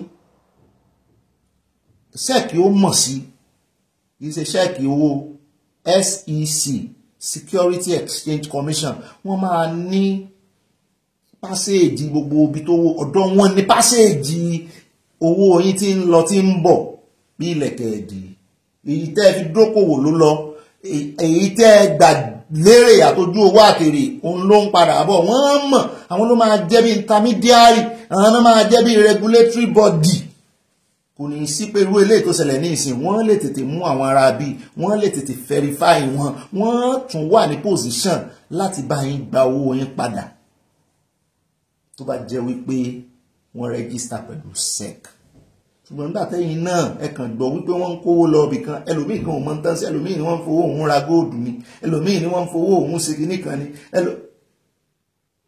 owó yín ti wọ GMO mode gbogbo ẹ̀yin tán tó wá ń pè ẹ̀yin oníbàárà tuntun àwọn tí owó wọn wọ kinní wọ́n máa bẹ̀rẹ̀ sí rówó wọn gbà lọ́n 25 but in the meantime tẹ́ ẹ jẹ́ new users wọ́n ní kẹ́ ẹ lè bẹ̀rẹ̀ trading ẹ̀ ń ṣe èrè ẹni tó rí ẹ̀ ò bá pé ní ó kówó rẹ̀ lọ mága ní ó kówó rẹ̀ lọ ọbẹ̀ àjọ EFCC sáti kìlọ̀ fún wọn wọ́n sì tún fi yín pàwọ̀ ẹ̀dẹ́ díẹ̀ wọ́n nígbà tẹ́ ń jẹ mùlá tẹ́ ń jẹ tọ̀ìtọ̀ì tẹ́ ń gbowó dọ́bù wọ́n lẹ́ẹ̀bùn àwọn ọgbọ́ ìgbà tó owó yín wá wọ gáló ẹ̀ ń sáré wá bá wọn wọ́n lẹ́ẹ̀ ní sùúrù ni ó nítorí kì í ṣe àjọ SEC ló máa ṣe verification yẹn. ajá sáré owó ń jóná ni wọ́n ní owó yín ti jónu o. ẹ mọ̀rẹ̀ kó yín sí gálò, ẹ mọ̀rẹ̀ mọ̀ dówó nù o. ó pè yín kẹ́rì fowó yín jẹ pẹpẹ soup. ẹ mọ̀ pé ń tẹ́yẹ bá jẹ lẹ́yẹ gbé fò ó tiẹ̀ wá lè mọ̀ dùn yín pẹ́ nánà kùnà ṣùgbọ́n ẹ rí tẹ́ ẹ ná sí ẹ rí para yín ni. iná lẹ́yìn sì fúnra yín ya ìgbẹ́ rẹ̀ jáde lẹ́yìn àdánù. kì í ṣe lè tó jẹ́ wípé adìyẹ tó ń yẹ́yìn nìdí ń ro ṣùgbọ́n kọ̀lọ̀kọ̀lọ̀ ní kẹ́yìn adìyẹ jẹ. ṣùgbọ́n kọ̀lọ̀kọ̀lọ̀ ní kó ẹyin adìyẹ jẹ. ẹ má jẹ́ kí owó yín wọ ọwọ́ àwọn àtìláàwí. ẹjá kò ń bẹ ẹjá sáré dé Ògùn lẹ́gbẹ̀ẹ́ ẹjá kò ń bí o ẹjá sáré dé Ògùn state lẹ́bàá Ìkòǹbí náà ni o níbi tí a ti gbọ́ tán sọ wípé orí mọ̀ yọ Portable ọmọ Ọlálọ́mí o wọ́n ní wọ́n ti ṣí géètì ẹ̀wọ̀n fún báyìí gbáyàwó náà sílẹ̀ wọ́n sì ti ń wò lọ́ọ̀kan tó ti ń bọ̀ wọ́n ní ṣùgbọ́n sáà dédé lórí kò yọ o kí ló wá ṣẹlẹ̀ wọ́n ní ọpẹ́lọpẹ́ fine option tí wọ́n fún gẹ́gẹ́ bí option nílé ẹjọ́ o láláì jẹ́ bẹ́ẹ̀ by today wọ́n ní yóò ti máa fi aṣọ péńpé rògbò ọba yóò ti máa jẹ̀wà bá a ṣe kirikiri kí lórúkọ ẹ̀wọ̀n wọn ní Ogun State torí Ogun State ní jurisdiction ibi tí wọ́n ti fi ẹ̀sùn kàn o. wọ́n ní ẹ̀ṣẹ̀ tó ṣẹ̀ lọ́dún mẹ́ta sẹ́yìn 2022 ló fẹ́ kó bàbá yìí o wọ́n ti dájọ́ rẹ̀ wọ́n ti rán lọ sẹ́wọ̀n lórí ìwé ọ̀rẹ́dì ṣùgbọ́n ó lórí ọ̀fẹ́ láti sanwó kó má bàa lọ sẹ́wọ̀n ṣùgbọ́n àwọn kan ní láti àkó yìí lọ ojú ẹlẹ́wọ̀n làwọn máa fi wò nítorí pé nílé ẹjọ́ wọ́n ti convict ẹ̀ wọ́n fún ní option wọ́n fún l'option o wọ́n ní wọ́n ti convict is a convicted mo ní yóò sì bà ìwé ìrìnnà rẹ̀ jẹ́ o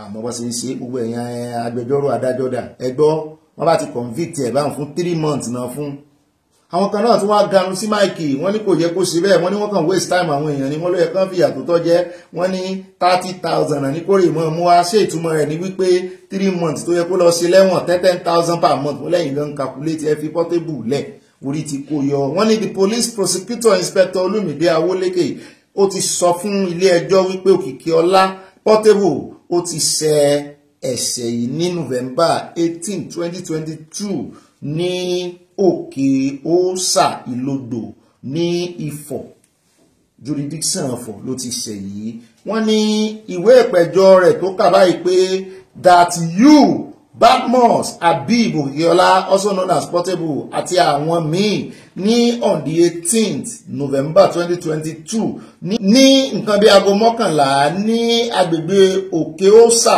nílòdò ní within the Ifọ̀ magistrate district wọ́n ní ó conspire ó fi ìmọ̀sọ̀kan wọ́n ní ó commit felony assault àti offence tó wà punishable under the section 517 of the criminal code law of Ogun State 2006 ṣùgbọ́n Portable sì gbàgbọ́ wípé oògùn ló ń jẹ́ oògùn ló kó ń yọ ṣùgbọ́n àwọn Nàìjíríà wá rán létí pé oògùn mọ̀mọ́ ń sunko wọ́n ní ìkìlọ̀ gidigidi ní ilé ìjẹ́ fún Portable àwọn kan tẹnu àbùkù lu ilé ẹjọ́ ọ̀hún pé ṣé nítorí 30,000 option ni kò ṣe rán Portable lọ sẹ́wọ̀n ní ẹsà fi Portable mọ́ báyọ̀ ṣé èèyàn àmọ́ sẹ́wọ̀n ṣùgbọ́n èmi ò tí wà àmọ́ owó èèyàn mọ́ sẹ́wọ̀n lórí pépà o gbogbo ẹ̀yin adájọ́ ẹ̀yin olóye ẹ̀yin ọ̀mọ̀ràn ẹ̀yin ọ̀jọ̀gbọ́n ẹ já wa sí o káwọn èèyàn lè mọ̀ wípé once convicted ever convicted ni o bá lọ́pṣàn o bá àmọ́ lọ́pṣàn ẹ gbọ́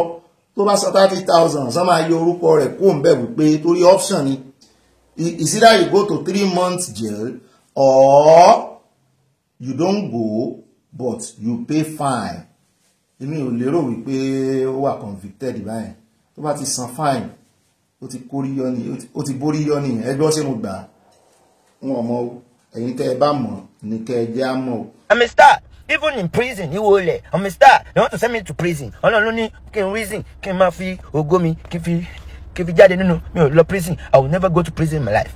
Yes ọmọ tí mo fún lóúnjẹ ẹ wo àmọ̀ràn mọ́tò fáwọn ọmọ yín ara sọ ara gbọ́ ẹ̀ ẹ̀yà tálẹ̀ yín ti fà lọ́wọ́ sókè so don't you really bad mouth me. Have you ever buy motor for person? Ó ti ara wọn èèyàn mẹ́rin ló ń build èèyàn àwọn táwọn build yóò tí wọ́n build ara wọn sí ẹ wá ń lo fake life àti tó ń gbé fake mọ́tò fún tí wọ́n gbéwé mọ́tò lẹ̀ mọ́tò ẹ̀wà ibi tó wà kó lọ gbà wọ́n sọ̀sọ̀ kó sọ ọmọ ẹ̀ mọ́tò tí mo ti gbà ní ọmọ ẹ̀ mọ́tò tí mo ti fògo mi gbà ní ọ̀nà èèyàn lògo ara ẹ̀ kó lo ẹ̀ wò mí o nobody I don't see anybody I'm helping you people nobody help me ẹlẹ́dàá mi nìkan orí ẹlẹ́dàá mi àánú ni mo rí gbà níbi tí mo rán mi lọ ṣé ẹ rí aláàánú yín o ẹ wọ́n fi jẹ́ aláàánú yín lọ o.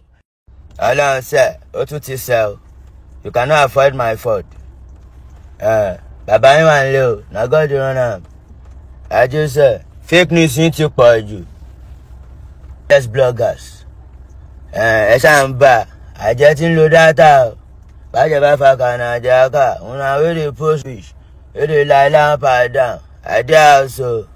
I dey do my show, I dey do bookings, dey do fusion, do promotion, brand ambassador, gbogbo nǹkan di ti yín fake news yín o, bàbá yín wà nílé mi wà nílé o, ọ̀tá mi ló máa lẹ̀ wọ́n, ẹ̀yin fáǹsì mi wọ́n ti gbà mí o, ọmọ tó bá lóbi òun sọnù, mo pààyàn mo jalè o, I swear to God who made me, I'm a human being, I'm not perfect, àwọn tó nílé ayé ti dá ẹjí mi, mo ṣáà bá yín débi Ọlọ́run ní jẹ́ kí n ṣe ẹni tó ní dá ẹjí mi. Ó dé ẹjẹ́ àpò lórí Portable oríṣà ti kó yọ o, kọ́lọ́run wá mọ̀ jẹ́ kí ẹlẹ́dàá ẹ̀ kò tún gbàbọ̀dé fún àbí kò mọ́ gbàbọ̀dé fẹ́lẹ́dàá rẹ̀.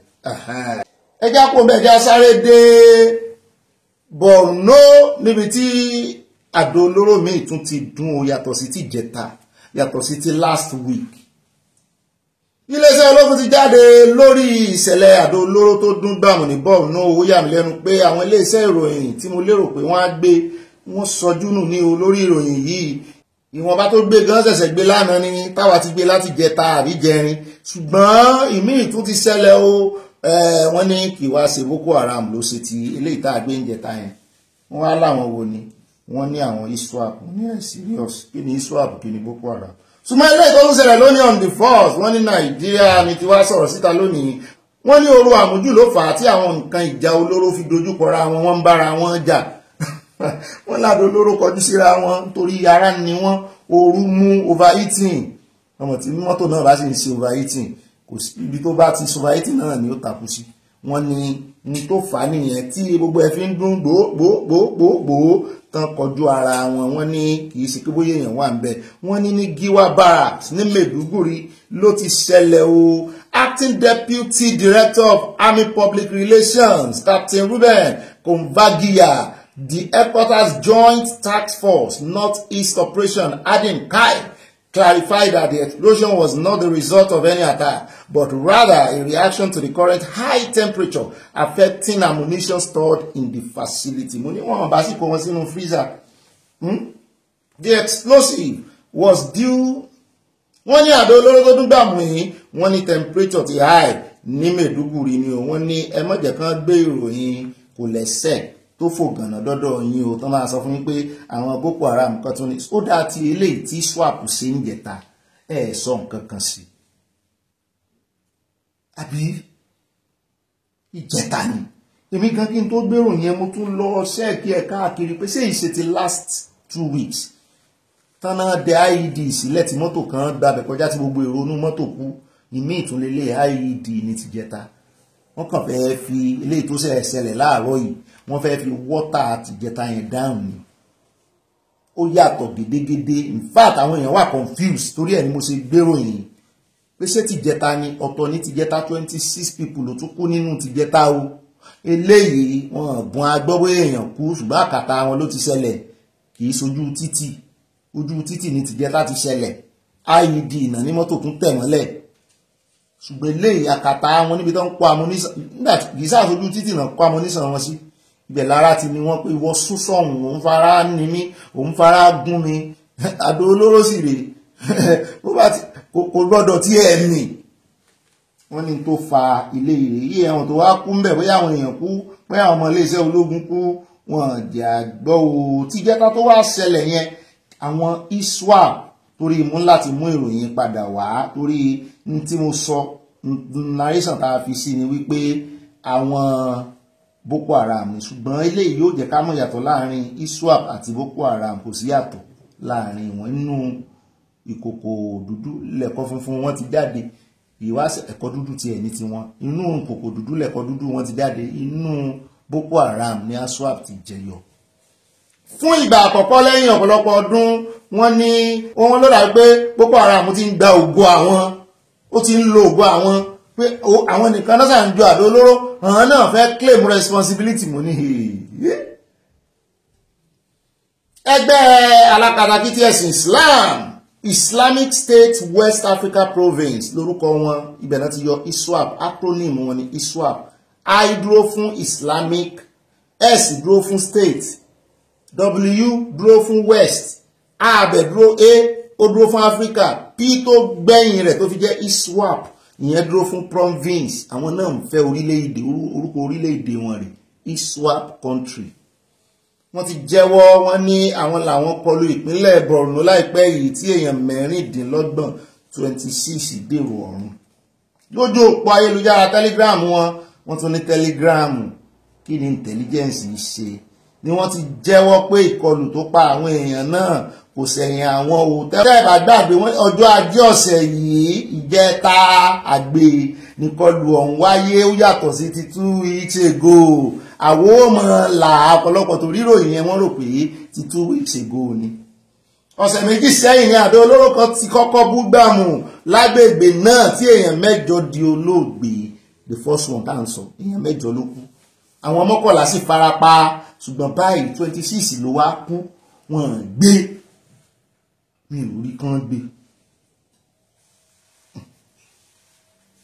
Àwọn ikọ̀ Boko Haram àti ISWAP yìí, àwọn Boko Haram ló ṣe ti 2 weeks ago, ISWAP ló ṣe lé, ni wọ́n ti sọsẹ́ láti nǹkan bí ọdún 15 sẹ́yìn lápá ìlà oòrùn àríwá. Ó ti di 3 báyìí, bàbá ń kàlé ní èjò ti 2 weeks ago Boko Haram. Èèyàn 8 kú, èèyàn 11 farapa, ti àná ti jẹta ti Monday 26 èèyàn 26 ló kú. Tòní May 4 sọ́nà tí ẹ fi bẹ̀rẹ̀, kìí ṣe ìkankan nù wọn lójú àdó olóró. Iléeṣẹ́ ológun ní ara ni àwọn, ó sì ní wọ́n sí ọ̀dọ̀ àwọn Boko Haram. Nàìjíríà ìṣègájú ẹjẹ́ àpò ń bẹ́ jàre. Ó dá nígbà ẹjẹ́ wá sáré dé ọ̀dọ̀ bàbá Fápòǹdà lórí ọ̀rọ̀ restructure tó ń tẹnumọ́ iná ni ẹjẹ́ bá wọn gbé sókè, torí àrùn tí mú fọ́nrán ti Chief Anyaoku wá fún ìlànà méjèèjì lásopọ̀ àti fokùn sí àásù méjèèjì pọ̀ ní ẹjẹ́ àkọ́kọ́ gbọ́rọ̀ lórí àwọn bàbá yìí. Àwọn tẹnumọ́ restructure, ṣùgbọ́n ìkànnù wọn náà tó jẹ́ gbákejì ti ní under my boot, àwa ń tẹnumọ́ wípé kóníkálukú lọ lọ́tọ̀ọ̀tọ̀, ṣùgbọ́n tí olóyìnbó ń pè ní clause, àwọn méjèèjì wọ́n fi clause sọ̀rọ̀ wọn wípé tí Nàìjíríà ò bá tètè tún òfin ṣe tàbí kan restructure kan padà sí ìjọba ẹlẹ́kùn jẹkùn wípé Nàìjíríà máa dàrú, ó máa túká. Wọ́n máa fi clause yẹn sí náà méjèèjì. A wà á tẹ̀sí báyìí kí àkọ́kọ́ tẹ̀ka àná sí àwa la bá wọn ṣe narration yẹn, ṣùgbọ́n ọ̀rọ̀ wọn gangan fọ́nrán wọn ó ti rẹ́dì báyìí yẹn. Chief Emeka Anyaoku ẹ bá ń tẹ̀sí ní fẹ́rẹ́ jogi, lẹ́yìn náà kẹ wá fi ti bàbá Fápòǹdà kẹ fi ṣe ní sísẹ̀ntẹ̀lé. The host is Governor Peter Mba, who, from all I had read before coming here, and more importantly, from what I saw yesterday, I was taking around yesterday, I hope he would allow me the privilege of describing him as a truly performing governor. I think it's more of a life experience output. We must remember that he led the patrons to meet the president. Right. And the president said, oh, he's interested in economics, not in politics. And Chief Anyaoku must have taken a message that, look, politics is still the foundation for economics. Indeed. And since that time, he has been working tirelessly now to put this group together to build a coalition of the political class, hoping that this summit will be the second follow-up to the 2014 confab, in effect. Yes, I was a very cheap option. In fact, the old 2014 was very wasteful. The idea, even as at 2014, the issues are known. And so now civil society is now saying we don't need to spend 400 billion to pay for housing. A lot of work has been done and will be done towards this 1 month's time. The conference will be to ratify, to consider and ratify. So it's a very cheap option. It's an example of how you want to manage the politics so that you don't waste money needlessly. We waste money on unnecessary things because we just do things as if it's a party, HB and all that. And there's no funds now to do real development because we like to treat everything as a show, This is a no-show event. It's a thinking event. It's for intellectual discourse on issues. And I'm optimistic that we're going to get something good after May 29. This one, I'm thinking there will be the issue of referendum that will be introduced. Right. Any document that you produce must still go to the people for ratification. So a major element of this summit, I hope, will be that there has to be a referendum. In fact, if that's all we can take to National Assembly, please approve referendum clause. Let the people be consulted formally about whatever will happen. And we have enough time to do that between now and December 2025, so that the next election will be based on a new governance framework. Well, wouldn't the Senate and House of Reps in the last 1 or 2 months? That's in the work. So the Patriots is not oblivious to the fact that National Assembly is there. Yeah. So they are geared towards the legal. They are geared towards it. They are tuned to it. Right. The National Assembly has to be persuaded to say, this is a new push. It's not piecemeal. It's a new push. And with the array of people assembled from all parts of Nigeria, I don't think they can be ignored. Absolutely. Yeah. So the profile is very high. Yeah, and I've seen a lot of the people that you've got there. Very high. They're very high-profile people, but I hope the government won't see it from a political point of view. Well, if you don't trust somebody like Angu Abdullah, you don't trust Akenya Ade, you don't trust all the people named there, who does Nigeria have? If you don't trust Meka Yoku, who do we have? We have nobody there. This represents the best of the country. Even the best of the country outside the government, saying this is what we are seeing, this is what Nigeria should do. And these are trustworthy responses. And they are not interested in politics. Yeah. Even me, as well as I'm not interested in any political office at all. I passed that stage. So Chimo Ayoko has also passed that stage. So all people involved, they are past. That's a reasonable answer. Ó náà láti gbọ́ lẹ́nu bàbá Fápòǹdà yìí ó ń jọ bí ẹni pé àwọn gangan ni mouthpiece wọn ní summit ń bọ̀ ní ìparí oṣù tuntun tá a ṣe wọ̀ ní first by 29 kan náà pé wọ́n ní wọ́n ṣe summit o ṣùgbọ́n nǹkan kan kókó ẹyọ kan tí mo rí mú jáde nínú summit wọn ó náà ní ti ọ̀rọ̀ referendum. Ṣé rí constitution tí ò bá ti gba referendum láàyè bí ìgbà tán dé yìí mọ́ inú ilé kan inú ilé tí ò sí window tí ò sí ẹnu ọ̀nà ni. Bó bá ti mú kí ìpamọ́ tán yọ window tán yọ ẹnu ọ̀nà sí a sì gbọ́ yẹn ṣùgbọ́n èwo ni kí wọ́n mọ gbogbo ògiri mẹ́rẹ̀ẹ̀rin láì fi window sí láì fẹnu ọ̀nà sí. Mo sì gbọ́ pé referendum náà wà níwọ̀nba nínú constitution Nàìjíríà ṣùgbọ́n ṣe rí àwọn aṣòfin yín òjẹ́nlé orò jẹ́nlé eégún ni wọ́n mójútó wọn iṣẹ́ oníṣẹ́ náà mójútó ibi tá ti ń pín owó náà rànjú mọ́ ìdí òfin náà gbà wọ́n sí ṣùgbọ́n wọ́n yẹ̀yẹ́ òfin wọ́n yẹ̀bà fófin wọ́n lọ síbi tí owó wà. Àlàwáǹsì wọn lásán a ní owó tó ti ẹ̀ ń kó fún wọn tó bá kó ìdá kan ẹ̀ fún àwọn ọlọ́pàá òun ti ń sọ orúkọ wọn rẹ̀ tó. Ó dáwọn náà lẹ́sìn bọ́ lẹ́nu bàbá yìí wọ́n tó wá béèrè wípé ǹjẹ́ gbogbo àwọn kálíbà àwọn èèyàn tẹ́ kó jọ tẹ́ ẹjọ́ fẹ́ ṣe sọ́mìtì ǹjẹ́ ẹrù pàtúbọ̀tán rẹ̀ ó dáa ǹjẹ́ yóò halẹ̀ ǹjẹ́ yóò lòkìkì ǹjẹ́ wọ́n gbà sí yín lẹ́nu.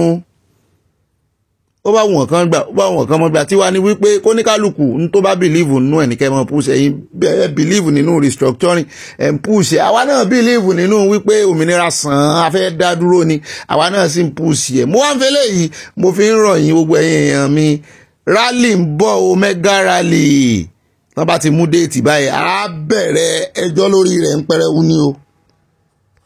Mọ́sí lóòrè èèyàn sọ fún ọ world media Koiki media ojoojúmọ́ náà ń ṣe program lórí ẹ̀ bó ti ẹ̀jẹ̀ páwa ó ti pẹ́ tá a ti ṣe live show ṣùgbọ́n gbogbo àǹfààní tá a bá ní nínú news náà la máa ń fi orí ọ̀fẹ́ tì í bọ̀ mọ́ gbàgbé ìran rẹ o. Gbogbo àwọn confusionist àwọn distractor tó fẹ́ mọ́ distract wa ní táìmù yìí abẹ́ ẹ̀tún rí tuntun wípé táìmù yìí ni Gani Adams tún lọ gbé ẹjọ́ kan dìde tó ní ọ̀fẹ́ mọ́ wọ́n sàfẹ́ mọ́ distract olóyè Sunday Igboho. Traore nìyẹn ní Burkina Faso ń rò tó bá wọ ọjọ́ orí rẹ̀ nínú kólóyè jùlọ díẹ̀ olóyè ó tiẹ̀ jùlọ ni ìyẹn president Burkina Faso. Ẹ wo iṣẹ́ ribiribi tí ó ń ṣe ẹ wo bí àwọn ọmọ aláwọ̀ dúdú ṣe wá gbà tiẹ̀ báyìí òun ló ń rè ní gbogbo Áfíríkà báyìí yẹ̀yẹ́ ẹ̀ di gbogbo àwọn president yín ó kúrò ní ECOWAS ó sì tún tàn mọ́lẹ̀ sí já ìtànà tó ń tàn lóko rẹ̀ Traore ọlọ́run ó ro ní agbára. Ibẹ̀ ni revolution ó ti bẹ̀rẹ̀ l'Áfíríkà. Ghana ti dá sí, South Africa ti dá sí, wò tí Nàìjíríà bá fi lè tọwọ́ bọ̀ tán pátápátá báyìí. God bless Traore. Torí ẹ̀ ló jẹ́ kí n mọ̀ wípé wọn nílànà ní o àwọn ọmọ Nàìjíríà náà ní nǹkan wọn. Àwọn àgbààgbà Yorùbá náà ní ọmọ wọn. Ẹ wo bí gbogbo àgbáyé ṣe náà ní Traore. We need to do course correction. If you try something for 1999 and it's not bringing progress, we are still nascent democracy. And it's so expensive, it's so wasteful. This time we try something else. The same thing over and over and over again and still pray to God as we used to do, that God will help us. Of course, God will not help us if we don't do what is right. So the government has to be simplified. We don't have this executive governor, executive president, the SUVs all over, where there are no chairs for students in the schools. The roads are bad. All states are launching airlines because they cannot travel on the road. Enugu State, Akwa Ibom State, they are all launching airlines.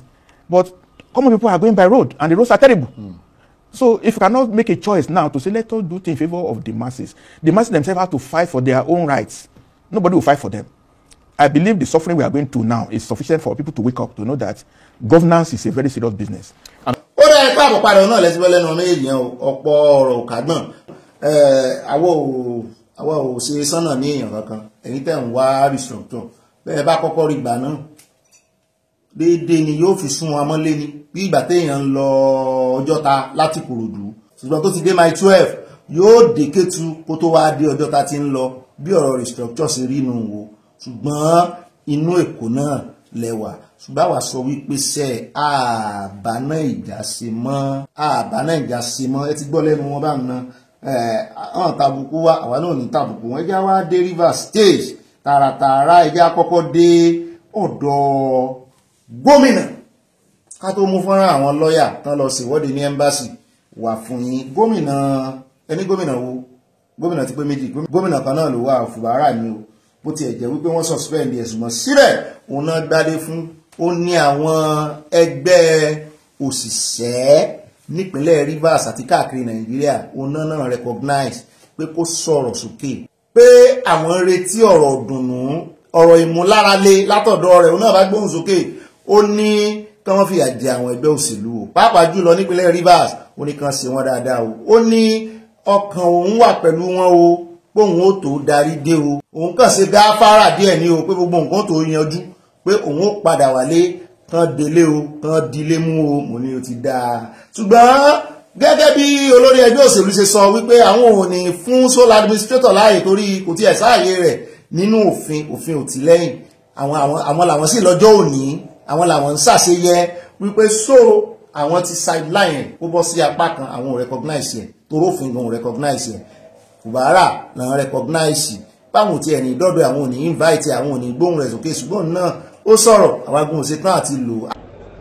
We also want to use this video to appreciate His Excellency Sir Simile Fubara, who at the same time, after the 7,000 minimum wage, approved 35,000 naira minimum wage for Rivers State workers. We want to appreciate him for that. We want to also appreciate him for every good welfare measure he has put before Rivers State workers, which has also changed the life of Rivers State workers today, and also to make us also withstand the economic crisis in Nigeria. We want to extend our greetings and our appreciation to His Excellency Sir Simile Fubara.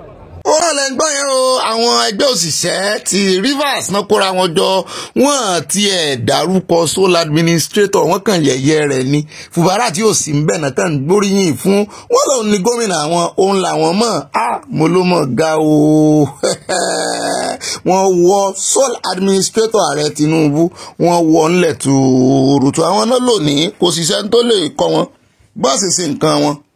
Kí wá ṣe yún nìkan o wọ́n ní ẹgbẹ́ òṣìṣẹ́ káàkiri Nàìjíríà olórí wọn àtàwọn abẹnugan wọn àwọn aláṣẹ wọn wọ́n tún lo àǹfààní yìí ìyẹn àǹfààní ọjọ́ Workers' Day ayẹyẹ wọn láti tún bẹ̀rẹ̀ ìbéèrè míì wọ́n ní àwọn ti bẹ̀rẹ̀ struggle míì báyìí o wọ́n ní owó tí ààrẹ Tinubu increase láìpẹ́ yìí wọ́n ní kò tó àwọn mọ́ wọ́n ní nítorí wípé lẹ́yìn ìgbà tó ń increase ẹ̀ wọ́n increase owó epo gbogbo nǹkan dẹnu kọlẹ̀ wọ́n ní n táwọn sì jọ buwọ́lù tán jọ fẹnu kò sí ni wípé ní fọwọ́ kówó epo wọ́n ní wọ́n wà ṣàlàyé báyìí o wọ́n ló ti tó kí àwọn wá béèrè owó sálárì mi àwa mọ̀ bóyá 1 million náà gbé minimum wage lọ báyìí o.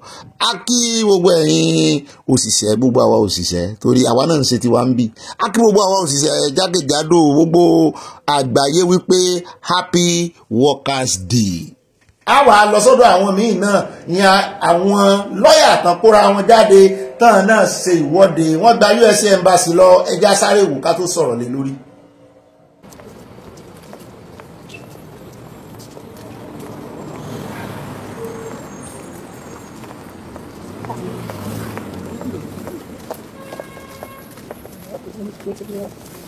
Okay. We are League of Lawyers. We are here to make a speech in regards to the ongoing crisis in Rivers State between Wike and the governor, the elected governor, Fubara. Gentlemen of the press, a little over a month ago, precisely March 8, 2025, President Bola Ahmed Tinubu declares a state of emergency in Rivers State. As you all know, the declaration generates mixed reactions from stakeholders and Nigeria generally. Since the declaration was made, our organization, League of Lawyers in Defense of Democracy, has watched with new interests happening in the oil-rich states and activities of the sole administrator, Vice Admiral Ibok Ete Ikwe Ibas, retired, appointed by the president. We make bold to say that he is illegal occupying that office. Over a month after the imposition of the state of emergency in Rivers State by the President Bola Tinubu, with suspension of the state governor, Fubara, his deputy, and the Rivers State House of Assembly for 6 months, public outrage is yet to abate.